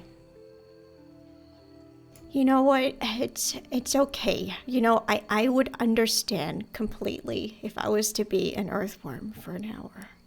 Here. And the elf turns and pulls a thin but really well-made leather-bound book with metal bracings on the edge, little kind of brass bracings, and he holds it out to you, Fix, and says, "This is my most treasured item. It is my own spellbook." Why are you giving it to me? Insurance. As long as that returns to me in perfect shape, so will your friend. Fine. Merlin's just lipping to Fix. Don't give that back. I am, not without my tricks without it, though. My brain-eating Right, friend. This has been the longest and most awkward farewell. Yes, go ahead and teach him something for the night. Fix, I need to talk to you for a second, because I have a concern, and I think we might be able to use it to our advantage. Fire, if you want to stick around here just in case Merlin gets hungry, that might not be a bad idea. Mm-hmm. Shall we? Fine. Fire, Elf, please, make yourself comfortable, and Merlin, come with me. I'd like to show you a few things first. Oh, Do of course. you read Sanskrit by any chance? Does Merlin read Sanskrit? Yeah. I do. Ah, very good. Then this process will be a little easier on us both. And he leads you up the staircase. Fire, I presume, kicks back, legs on the legs on the table, and Will and Fix, you're heading outside. No, just a few feet away to Okay. point something out. He said that that staff could be used to locate Yes. Merlin. You Yes. heard that too, right? Yes. We should dispose of it immediately. Yes. I was thinking the same thing, but I'm also thinking, Unless we use it to our advantage. right, what if we put it in a locked room somewhere? You Somewhere would that never if Arias suspect we're wants- staying stationary for that long. Surely not. No, what I mean is if he were to suddenly show up tonight, which granted is somewhat unlikely, but Merlin told us what? Earlier today? He had a conversation, he asked where we were. Right. What if he decides to come check up on us tonight? Right. Well, I would assume he would not go straight to the staff. He would go to the outside of the building, surely, and still find us here. If we Right. were to get rid of it, I would suggest perhaps giving it to Guinness or something and letting him ride off with it. But I am concerned that no matter what, this man will turn the tide if he catches wind that the mists could be erased. If Arias gets to talk with him, he might convince him. I cannot trust him. And I don't like True. Merlin being alone with him. For Merlin's sake or for his sake? For Merlin's sake. Even with this. Kind of like flip the spellbook around. They did seem kind of oddly insistent that Fire not wait in the room with them.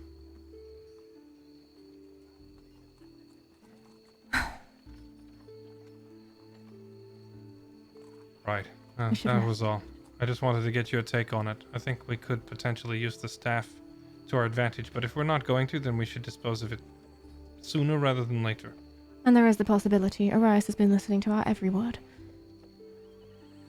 I don't know if that's possible, but I mean, it might be, but at that point, I don't intend to spend the next few days scared of my own shadow. nor do I. It's just something to consider. Right.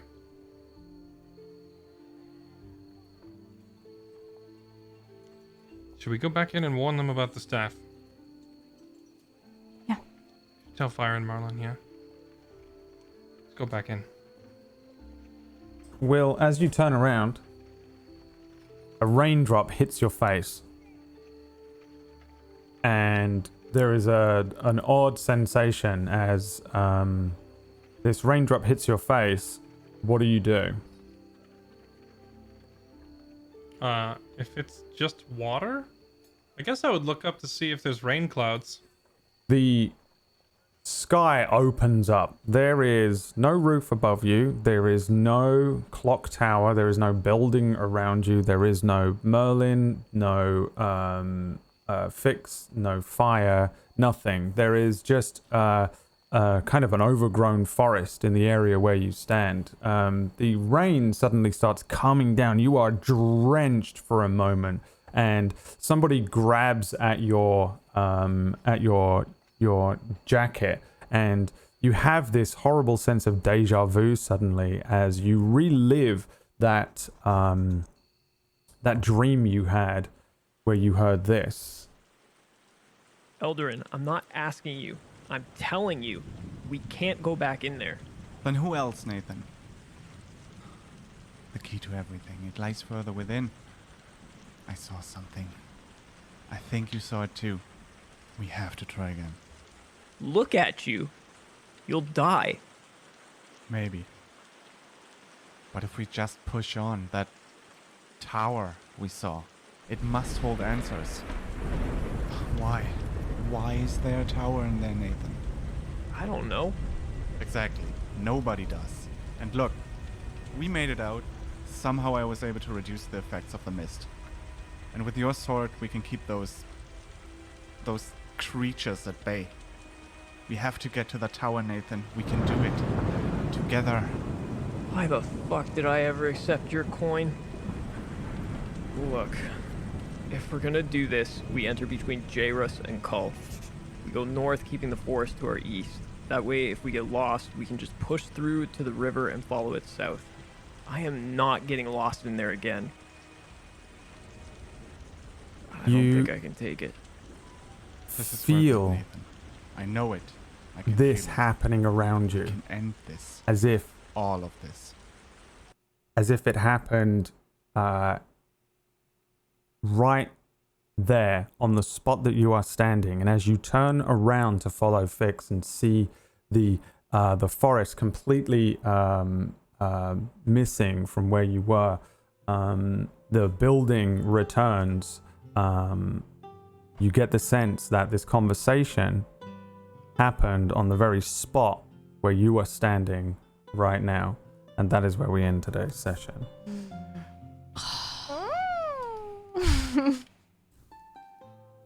Little overtime. I hope you weren't busy today. Thanks so much for tuning in, people. And thank you so much for playing players. A wonderful session of wandering around Jairus, hoping that you're finding information. Maybe you did, maybe you didn't. You at least found an old wizard, which is very useful always.